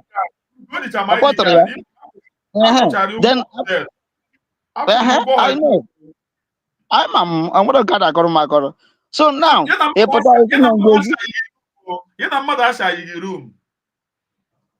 But as now, when I say now Ngozi, can you Ngozi can I USB? No, he got it Finland, maybe, and that's not last destination. Can you in a Ngozi? Tendency, I'm not one man down what ara abakwa mara if ka aṅụrụ ya because onye ṅụrụ ala nne ya kwesịrị ịghọta something. Ihe niile ka emete ihe mmụọ mmadụ kpọọ ya na phone ya ọsọ native doctor. Why no mete ihe mmụọ?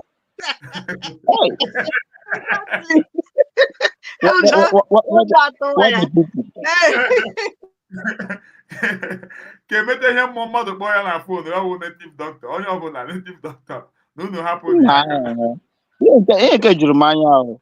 Every time Ngozi Orabeze, onwe gbasara Ngozi Orabeze with this United States of Biafra anyị nọgoro into bụ ngị nwa ịdịkwa involve everybody over 50 million through vote. It has no Ngozi Orabeze. Ngozi Orabeze or 50 million people. Hapụ na Ngozi ka ọ zụalụ onwe na ọ zụalụ nwanyị azụ anụ ike. Every time Ngozi Orabeze. The reality. That is why you say that na minus that open ego adịrị involved. In order for Biafra. And you know inside you, akwa no inside you. Akwa want to put no sense na go.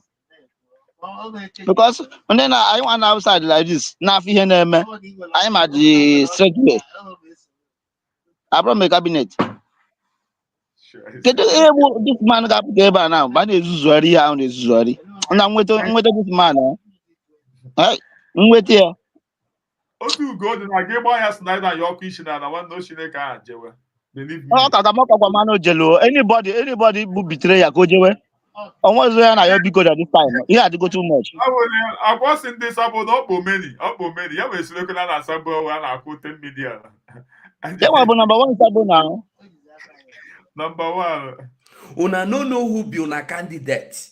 Ọ nọkwa anyị mụ ya o ewepụtasịa ya. Yere fu. Gende ya na Twitter nwaanyị ka nwaanyị. Ọnụ ya, ọnọdụ ya. Ewepụta ya. We know him. We know them. Ewepụta the list. Nwaanyị ka nwaanyị chemo na-egwu n'egwu. Nekwe na onye aka. Kedụ mara ya nwa?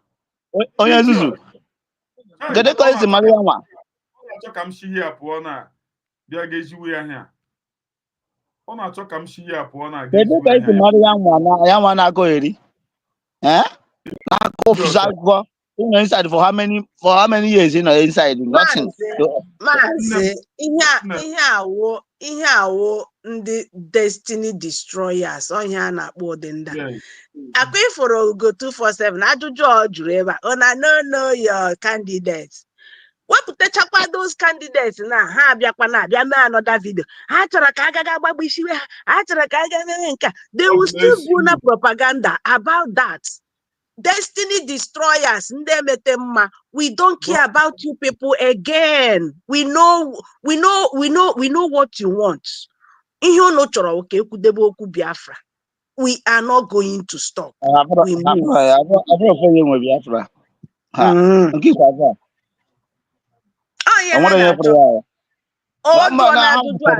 when he see them, those people now. Obuari I mecha here. I mecha here. their information? Why are you doing this? Opposite the same time la suba pụtara na-agba akaụntụ na anwụ na nke ejikwe mee nke ejikwe mee na akaụntụ na-agba ya na anwụ every time. Kita na Soludo kọ na-akpọzi Soludo kwuru ndị amị. Soludo ekpọrọ ndị amị. Ai Adocho Tofiakwa. Mazi Humble, that no thing sense what people. play again. I don't serious for their life. Ugo 247. Yes. Ugo 247, you ask a question. Akwifu go ya now. Mazi Zoom go there.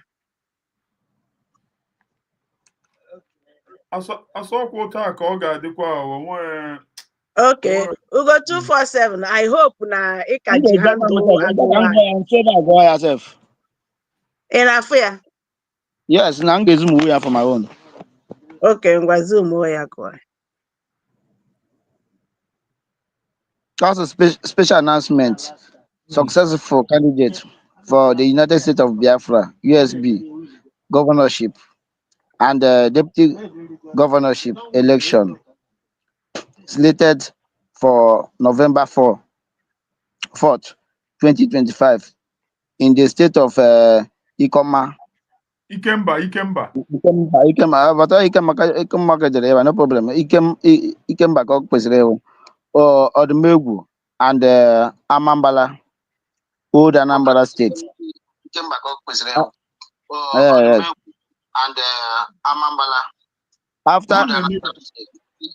After careful screening of all applications received within the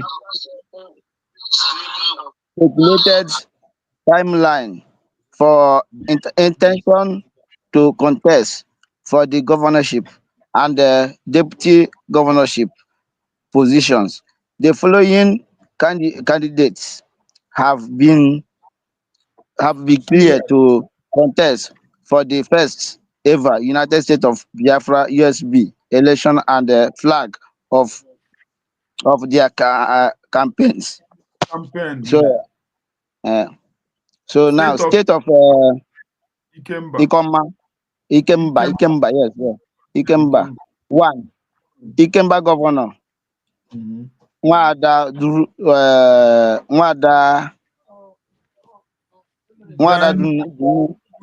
Ikiruka. Omodioka. Through country. 2. Ikemba deputy governor. Dominion. Chukwu Dimem.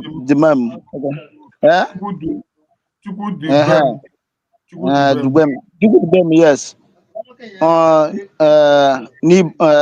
Nibo. Obizi County. Ikemba. State of Odumegwu. 3. Governorship candidate Azuka Mbaju, Agwata South County.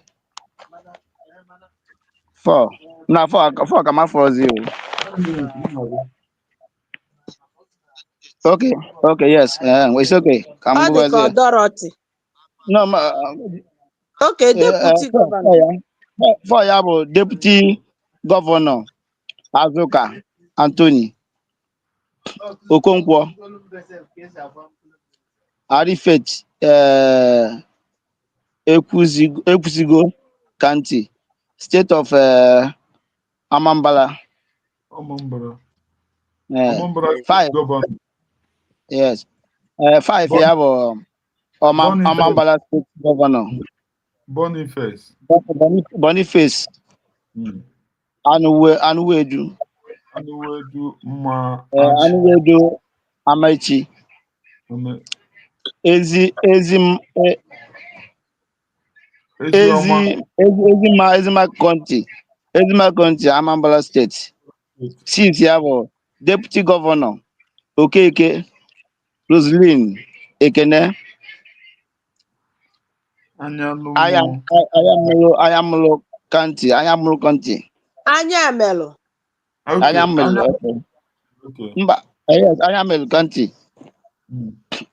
Also, go as a house only voting in the 3 states. Also, pre-early voting in the 3 states, digital and physical in a homeland state.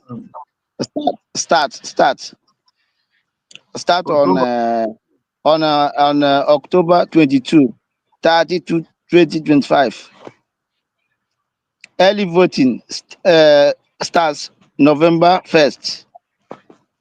No, my dear brother, I didn't understand this date. Or is it a typographic error or what? Typographical error. Also 22. And when you 22, 30, 20, 25. What's going on? Early voting. Oh, okay. October. Hang on. October 22 to 30. From 22 to 30, 2025. Pray early voting.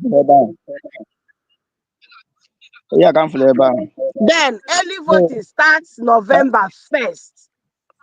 Okay, now my brother, hang on. Let me explain something here. So Biafrans, pre-early voting is different from early voting. So now pre-early voting will start, make digital and physical in homeland, and it will kick starts from October 22nd of October, last up until 30th of October. So starting from 22 to 30, we'll pre-early voting. Now, on the 1st of November, it was early voting. 1st of October to 3rd of 1st of November to 3rd of November, it was early voting. Now, the main election day will be on the 4th of November. And that will be goodbye to Nigeria. Then, Ejikerezie to sit at home on the 8th. Ndị Nigeria bịara mee ihe na ala anyị. We are not going to allow that to happen. We have already done our own. No more election. The only election that will be allowed in Biafra territory is that which we will be doing from early voting to the main day. The main election day will be in the 4th. That is the only election that will be allowed in Biafra land. So, Emechaya Ejikerezie to sit at home on the 8th. No, because sitting at home will start from 10 p.m. on the 7th of November. 10 p.m. 7th of November up until 7 p.m. on the 8th of November. 10 p.m. from 7th of November to 7 p.m. on the 8th of November. Because only on a day, so that you will tell your neighbor or your friends, your families, all of these things. So, Mazi humble, Deo. Dalo, my brother, go here, Dalo. And another thing, my brothers and sisters, Ghana na handle Dr. Ngozo Rabezi, go and retweet every post we make. Go and retweet it so that you go viral. So that most especially in Nigeria, Ndị Nigeria anchi na akpọkiri nchi. Ka onwe kede agbawa na nchi. Because anchi na wana anye ha ga na nke ikpeazụ na. Whether they like it or not, they must hear it. Go and retweet it. Ndewo Akoibesi. Una no know who be una electoral body. Una no know who be una electoral chairman. You don't tell them no. Or INEC chairman or whether una go carry Mahmoud to put. I don't know. You be idiot. Una no. You be idiot. Referendum voting. Referendum voting. Onye budi electoral vote. Okay, Biafrans, we have answered that stupid question. UGO247 na Dweba. On a handle Agumai. Then, when they start asking for the picture, ebe na ha wuzi ndị amụsụ chọrọ onye ha ndị ogbuara ọbara chọrọ onye ha ga-ata. And mind you, people in the homeland, they know all of these people. They know them very, very well. So UGO247, we have answered that question. In Werike Juzi, another one. Alumazi.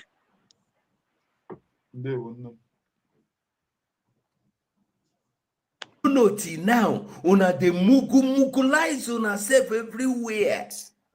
How long una go mugulize? Yeah, kwa onye sa anyị banyega n'ụgbọ na-aga aga o. Anyị abanyega n'ụgbọ na-aga.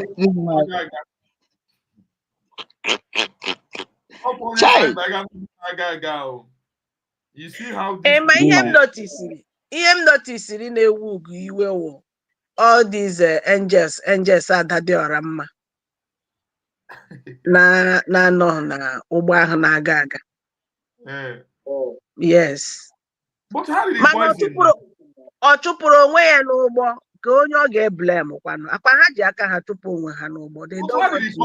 How did he poison now? Chụpụ onwe ha n'ụgbọ. UGO247. You see why everybody is seeing you as being evil. When this person in Akpunonu na gotalu pụtara jiri ọnụ ya owu AI o ji ọnụ ya bịa na-agwa gị that na akpọ ya meeting. Ai Chineke nna UGO247 ihe a onweghị ajụjụ onweghị ihe that thing mere gị na brain that somebody ya na Maazị Simon Ekpa na-arụkọ na ezoro na-apụ without Maazị Simon Ekpa knowing ga na-eme meeting with ndị nna ọgwakwara onye nyere ya ọrụ ahụ ọgwara onye ahụ ọ na-arụrụ ọrụ na ọ na-aga eme meeting with these enemies. Ọ bụrụ na vidio ahụ apụtaghị ị ga-eche na ha na Maazị Simon Ekpa kwụ una ama na these people na-awụ na Maazị Simon Ekpa ama m ụdị iwe na ọnụma ga-eju ya n'obi mgbe ọ ga-ahụ that video.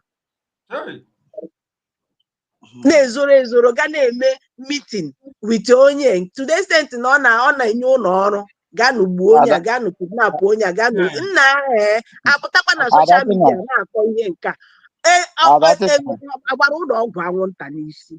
Adatin na ewe n'iwe cheka ngwa gị one thing nna adị egwu ekwu ya ọ dịka egwuregwu ọ bụ ha na spirit of Biafra hapụrụ gị ihe ga na-akọzi bụ nkọfe o nwere ike ịnọzikwe to you again nna agba gị reality ọ hapụ ha anaghị kpam o nwere ezerite na ị ga na-ekwu gada abanye that is the thing.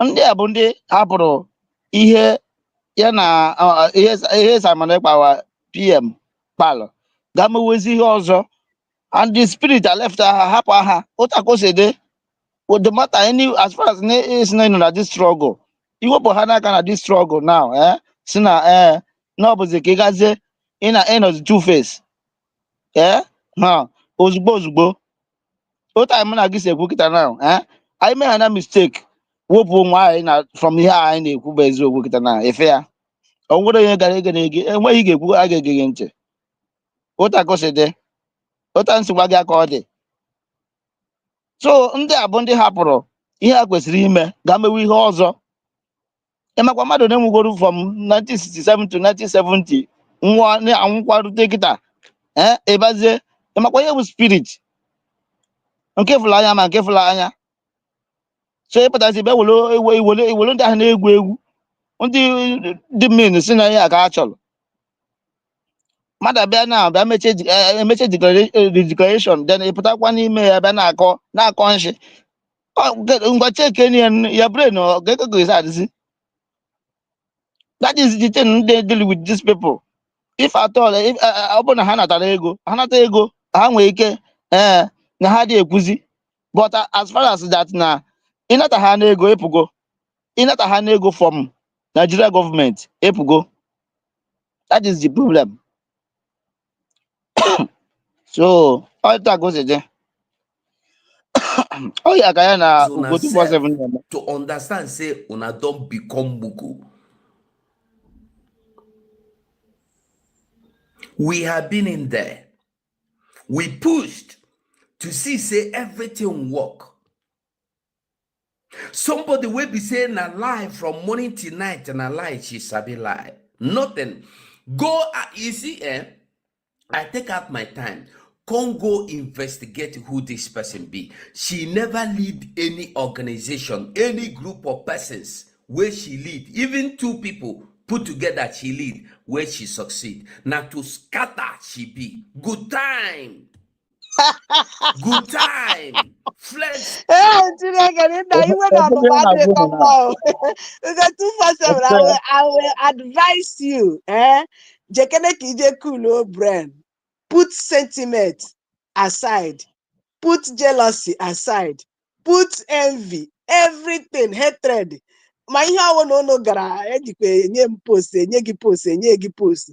Put it aside. Then you come out and talk. Nwanne ka ikwu n'okwu bara uru. Ọ gịnị wụ ihe nke a? Put those things aside. Ka inwe ike bịa kwuo okwu ka mmadụ. Somebody that is leading over 50 million vote through. The whole Biafra, with Ifro vote progress the analyst the conduct. Ifro Kosiga. Somebody that millions of Biafrans are following, are voting for. He never has your exposition now even I. Oh, that. Yeah, well, just mark that. It doesn't work here. The spirit hapụ ha anaghị as far as you know ịbụ onye nidiri ihe aha the spirit hapụ gị it can never remain the same. Otu agoside o nwere mgbe ị ga-eche onye a na-aweta ọnọ na kọpụta kwuo anything abụrụ na nkogheri ka ọ ga na-akọgheri. The same thing with Adadora ama, the same thing with kedu a na-akpọ ya mbụ Eggman, the same thing with oge nkere with ndị ndakwa nke side nke Nnamdi Kanu. You then can never make sense as far as that na only 2 things dey involved there. Maybe na ha nara ego or ha nọrọ for the struggle. That only that thing. That 2 things. Gamma koya tata bụ I think 14th. Yeah, Ma today koya is 14th. Yeah. on a good day ga na-echete ya si na ngwa gị ha. Ndị a they can never ihe doro ewu na ọkụkọ anya. Once the spirit of Biafra prog n'ime, you will be talking rubbish. Mana enwe ihe m chọrọ igwu UGO247 now. UGO247, is it not better you bring out that investigation ahụ email? Bring out yourself. Bring out time. That is enough time to deliver these Biafrans that are yearning for people or somebody genuine to lead them. We are yearning for that.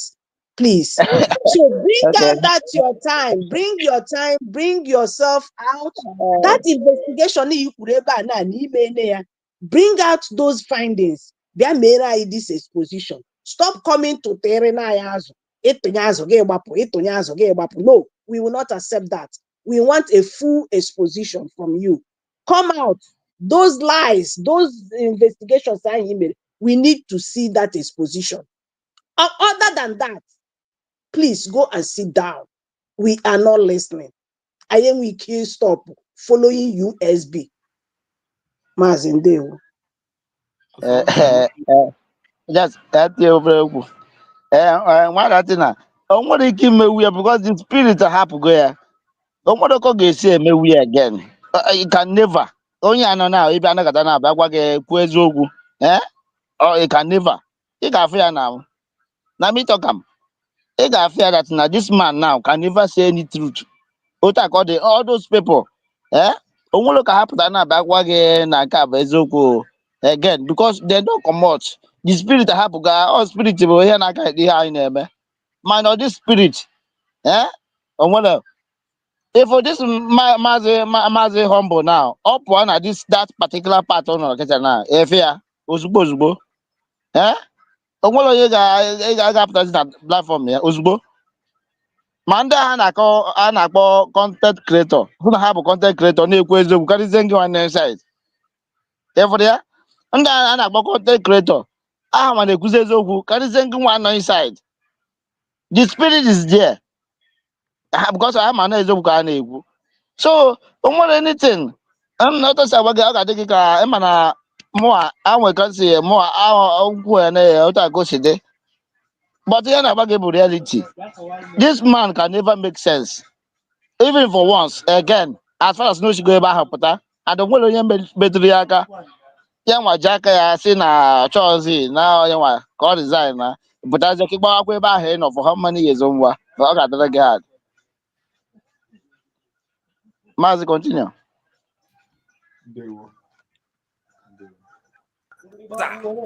Na gari club from club to club. Ihe ga-eji achị Biafra.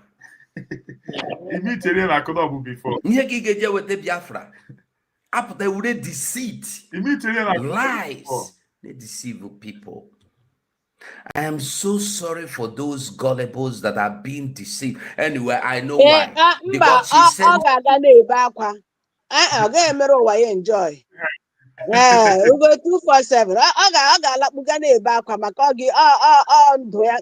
I mean, I don't know. I don't even know what to tell this man anymore.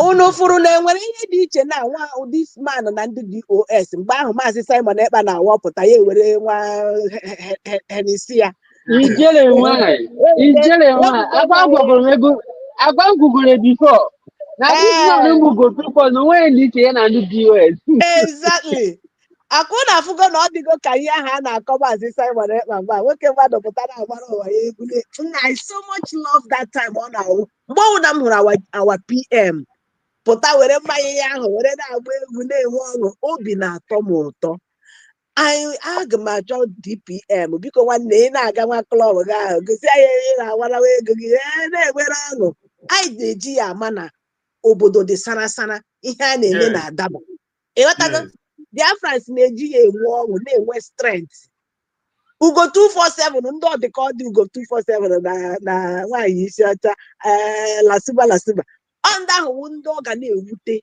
ọ ga na-enwe ihe iwe so UGO247 thank God na ịma na ọ na-aga eme ka ọ na-aga klọbin ihe ahụ ka anyị chọrọ ị na-ahụ ka anyị mara na obiọma na-eme onye na-achị anyị that means ihe a na-eme na-adaba ịghọtago mgbe ọwụ na anyị hụrụ iwe na-ewe ya ọ ya wụ na nsogbu dị anyị achọghị iwe anyị achọghị ya obiọma ka anyị chọrọ so UGO247 iche na imekekwa point here because you and your family ị na-egosi anyị mgbe unu na-aga ata chicken na McDonald's ị na-egosi anyị ọ dịkwara n'izi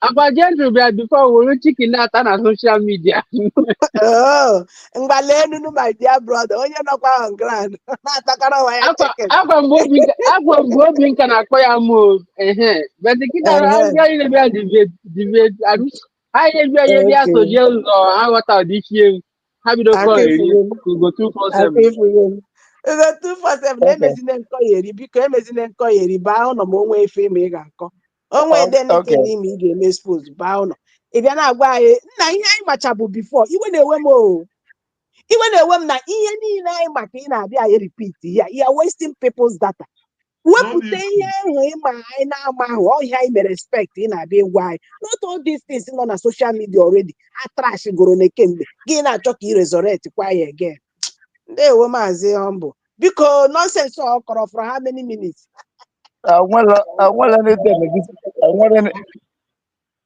onwere anything this man ga-akọ ka ọ kọkara ndị ọzọ onwere ihe ọ ga-akọ mbụ this man ịma na asị gị na anụbeghị m okwu ya but for the types of talk ihe ndị mmadụ na-ekwu ejigo m ya pick a point because ama m na onwere ihe ọ ga-akọ bụ nke a onwere anything this man ga-akọ mbụ UGO247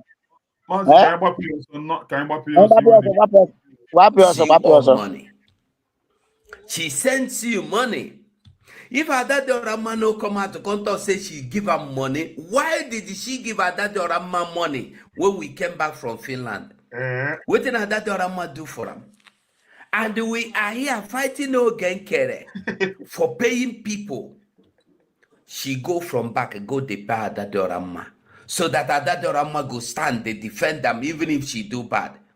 You know they say her daddy or grandma get the spirit. Okay, Mazi, ndewo. I think it doesn't make sense. I am make sense. Okay. So now, this Adadi Orama Rukawana. Adadi Orama is the only eziokwu to UGO247. UGO247 yesterday, yo people. Why you know the thing yesterday, yo people. Okay, so UGO2 ebe a ga-amụ ma tie ka ọ ghara ịdị ka ya ka people ghara ịmata na ya na UGO247 na-akpawa na enwere contact. We know.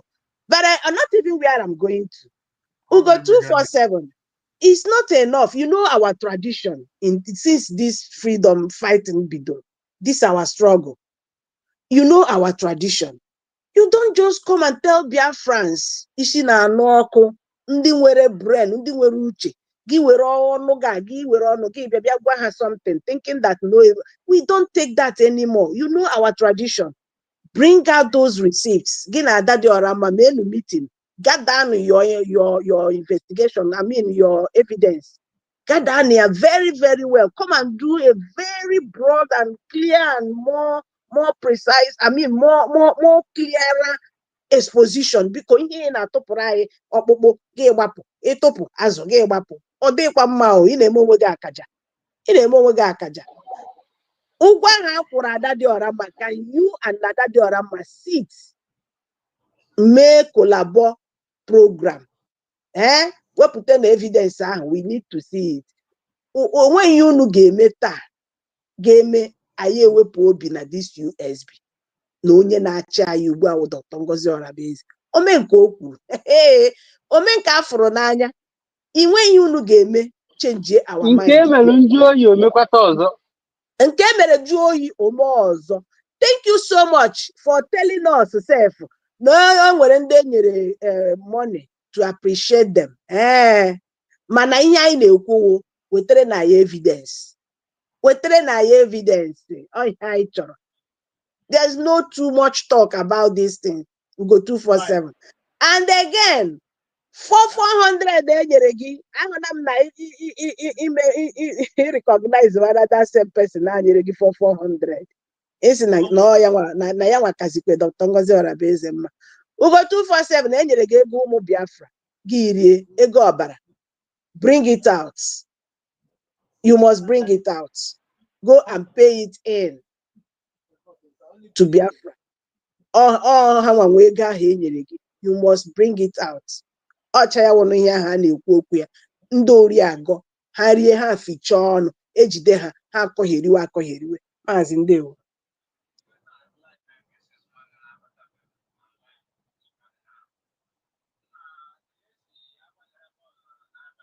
When they possess her, when that thing possess her, you don't even want to know who you be. I know they praise Adadiora. I know they praise you. You know, say our own no, you know, enter because you know get control. You know they praise them now. You give Adadiora more money. What in the money be for?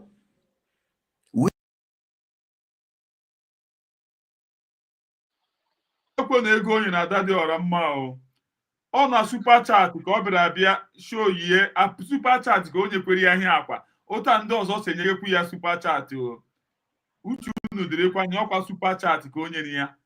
onye kwu ya cash ka a na-asị na enye ya cash ọkwa super chat otu ndị ọzọ si enye gị super chat ọkụchi unu dịrị ya biko unu onye Maazị until proven ihe niile a ha na-akọ ọkwa otu m na-esi ekwu nke m until proven ihe niile a UGO247 na-akọwụ asịrị agbara agba ihe niile ọ na-akọwụ propaganda ihe niile ọ na-akọwụ allegation until proven weta na ebe ahụ ọ wụrụ na fonu ka a kpọrọ wee mee ihe ahụ ọ wụrụ na o nwere receipt bupute na ya sit down with adult menu a very clearer exposition simple anyị na-aga eme too much talk on this one ote na ịnụwara this type of thing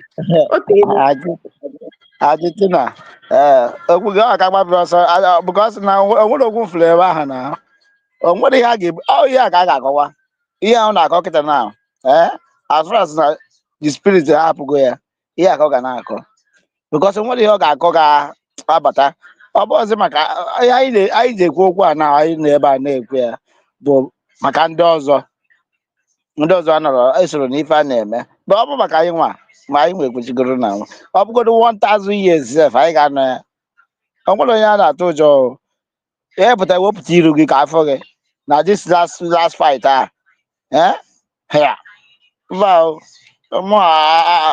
obi adịrọzikwa mma ka ọsọ ndị ezuzugo too much ọgịnịzi a ga-agbapụta ọsụsọ onwere isi onye akwa isi ọsụsọ ifo ofu isi a na onwe isi ịbụọ over 50 million vote goduru ememe ihe a ịbasị gị kọwazi ebe a na-akọ no sense ịnọkwa inside ifile dị ga-emewu ya ka ị na-afri ngwanụ na ahụ ka mụ ọpụtagodo gbogodoro gị ọfọ for one day ka ị magodo problem nke abịala gị ọ gịnị bụrụ ihe nke a na-akọ ya Maazị continue.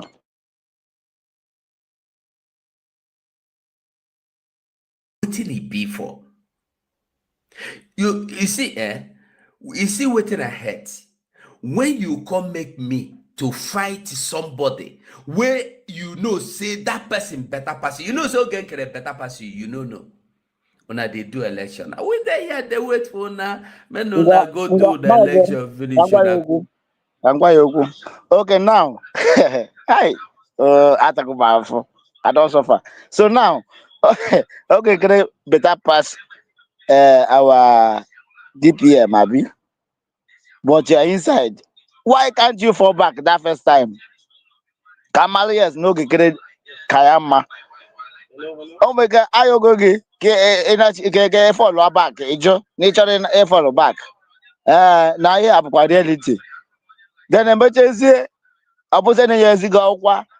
I'm a more quick. Oh, yeah, in us. Bu problem again. And as you walk, in a chalk walk, they just joking a lot, for my, they just not alone with it. Then they put us in now, fall back in a chiazo, na primary school. No, Kakas game ma, Ugo no go mind yourself. Opening no muso, you do go mind yourself. Mama long wogi. Okay, you can get one. Get in a medugi. Hey, Chineke me, I don't suffer. Nah, ndị Igbo adịghị ebi ebugo taa because Lasuba afọ m Lasuba mbụ adadara ma ọ bụ onye Igbo onye a bụ onye ọ na-anụ language Igbo but ọ bụrụ onye Igbo ọ nụgo another place ọ nwaanyị ka ọ bụ ndị ọ bụ nwoke na-ekwudoro okwu a na nsogbu ga-akarịkwa too much problem ka ị ga-enwe because ikwugo no sense ka e bụ all this no sense ịpụta na social media na-akọ eri come back, we go see una. We dey wait for una. On election, we dey wait. We go see am. Candidate una no see. Electoral body una no know. They tell una say they go conduct am for line. Which you get IT department again? Wetin you get? IT department you no get. Homeland security you no get. You carry people. Chineke man, I hear better. Make everybody dey careful of waiting that they support. Army, zero. police ijiro, kotema ijiro, ịpụta ị na-edeceive ndị mmadụ. I wonder where your field marshal thunder day. Maazị Humble. Maazị Humble. Maazị Humble. Yeah. UGO247. There's no point doing this. Emezina bitter mind. The same woman in the Kukuya now. The same woman, akwa ifuru ebe o wepụtere release a second badge ID card, USB ID card. Nke gị nwe UGO247 rejoicing na podium to Finland. Wulie elu ṅụọ nara nke gị tii na akpa the same ID card, second badge ya pụtana from the same woman na-asị na ọwụhụ genuine person. Oshihu from Ogenkere, isi na Ogenkere ka ya mma. Oshihu from ndị ọzọ niile anụ. The same person na ị na ebe a na-akọ ọnụ na ka the same ID card ahụ ị nara na Finland second badge ya pụtakwana a na-ekwukwa okwu passport, na-ekwu okwu driving license. What makes you to think na ị ga-abịa ebe a i blow this lie? Aya egewege ntị hapụ USB ga na-eche na Ogenkere jikwe ka mmadụ mma jikwa ka mmadụ mma. Now UGO247, instead of being neutral, is it not better you go and join that place ahụ maka ka mma? Is it not better? Why do you think na ị ga-anọ neutral wee na-pụta na-enye people advice? You have no rights. Coming from somebody not neutral, you have no rights.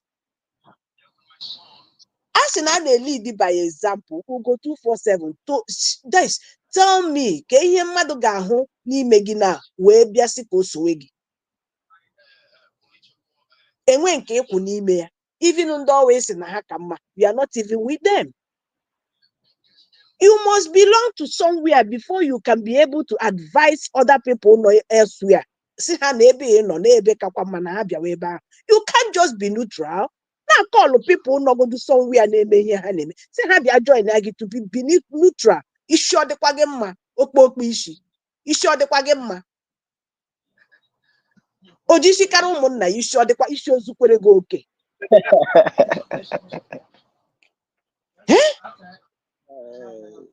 Imagine oh. Enwe iji it very empty. Iwe na see people na-eso onye ji ihe na ha hapụ onye ahụ bịa soro gị mewe dị gịnị soro gị mewe gịnị tawa aja ka ọ gịnị Adatina.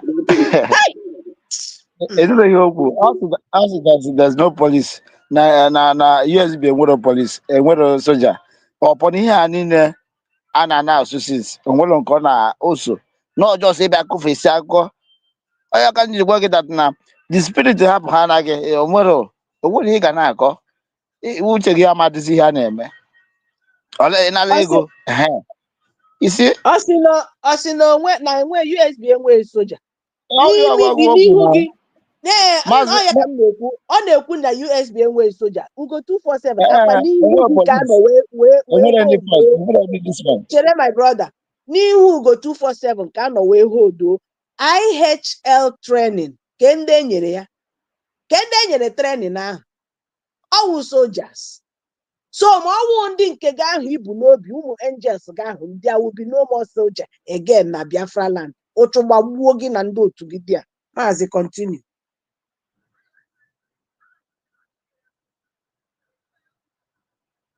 Maazị ọbụla ya nne ga-anụ for submission onye iberibe ekwuchala ihe ọfọrọzi dị small onwezi ihe okwuru dị ya denu ihe okwuru ọgwụ na-agụ denu ya ọgwụ na-agụ kpọchapụzie ya. Okay.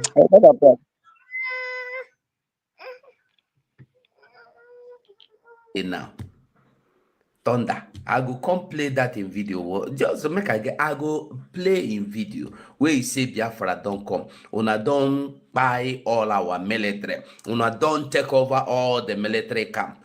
Nona the rain. Up una. Вы все еще делаете контент вручную? Пора запускать контент-завод. Один файл в Google.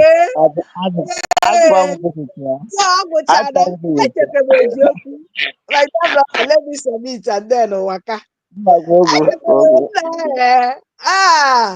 Ị nwere time ịbịa akpọ video thunder. Mana anyị na-eche gị ka ị bịa mere anyị Dr. Ngozi Orabueze expose with all the evidence iji. Ị na-amịgharị na-achọ ebe ọzọ ị ga-etinye isi. We don't want all of those things. We have seen them. Video na-abịa play akwa nke anyị jicha mee program here. Chai Chineke nna mere mere. UGO247, can you do something extraordinary? Hapụ ndị ka anụnwa anyị ma. You can't chita n'aja with all those ones anyị maara already. Were nke anyị na-ama aji pụta ebe ahụ nke ị nwere ike inweta to maybe people that can listen to you. Akwa people that can listen to you, gullible ones. I brought people like you that can decode and decode you. Ịghọtago? So Biafra so na ahụ na no UGO247 ji wepụta na nke ikpeazụ a nkọyeri n'ihu gị ka ọ ga-anọ mee. Akwa ifuru this election o mechaa na tijara. You and your likes can never stop it. Onwe ike ime una stop people like DOS na Nigerian government has stop this referendum. Ha stop ya ọwụzi nke anụnwa ka unu ga-eme unu ga-emenwu ya na. It's just the same process we are going through again. So since it happened 100% last time, it's going to happen 110% this time because a lot of people are going to work. So it's going to work again and again and again and again. So Maazị Ndewo, my dear humble lion. Biafrans all over the world. Let me use this opportunity to thank all of you that are still supporting USB. We are in a nation now, no doubt about it. Onye ọbụla na-agwa gị otherwise, onye ọbụla na-agwa gị otherwise, anybody that is telling you otherwise against this USB redeclared, onye ahụ ife ajụna. Is history is repeating itself. Ndị ife ajụna ọ bụrụzi ofu onye ka a na-aya adịzi ha ọtụtụ. They are too many. That man, I will pass them. The genuine ones, ndị eziokwu niile, we pass them. I really thank God for positioning all these independent media. Nọrọ kemgbe na-eche because Chukwu Okike abịa ma mara na that ndị nke akpọrọ onwe ha USB media, they will gharịpụna. Ha ga-ahapụ nwa a mụrụ ọfụrụ gbafuo. Now, who is nurturing this one for all these independent media? Ndị ha na-akpọ content creators. We have accepted that content creators. Zuzie n'ike. We have said yes. Content creator here will so kunu zuo ike. You that are freedom fighters, Gina, a freedom fighter, quit just like you resigned. Kana onwe a freedom fighter. Content creators kazikwa unu mma because I could gidigbam ka na-ekwu eziokwu aha anyị na-ekwu kemgbe how many months ago, but unu nwa agharịpụ na 100 times dịka Peter mgbe asị Peter na Jesus gwara Peter na before oke ọkpa akwa na ị ga-agọnarị ya ugboro atọ. UGO247 vam adult, all of you are gọnarị na USB. Unu agọnarị na USB. Ihere mekwe n'ọnụ ntọ ọnụ ụgbọ ọtụpụrụ onwe ya n'ụgbasịkwara na enwere onye mere ya. Ise piti na ị ka na-apụta na social media eme nkọyeri after promising, after bragging like adult na ị ga-abịa mee USB expose up to today. Ị ka na-apụta eme nkọyeri ihere eme ọchị atọ isi ukwu nwagharị gbọ ojisikara ụmụnna ya. Maazị Ndewo.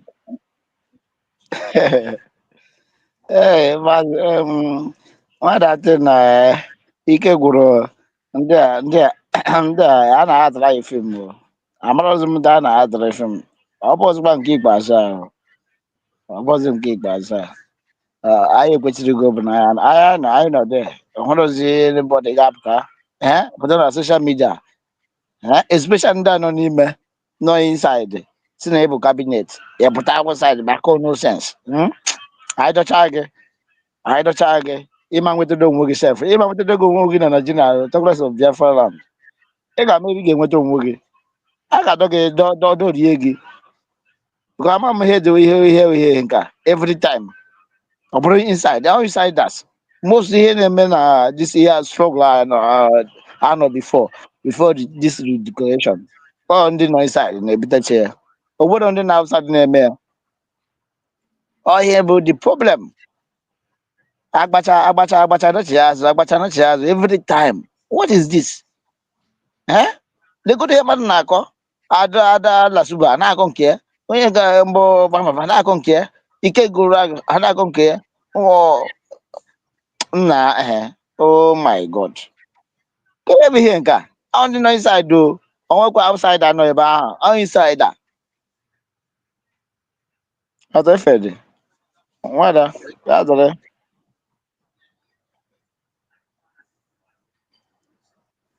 Maazị Ọmbụ.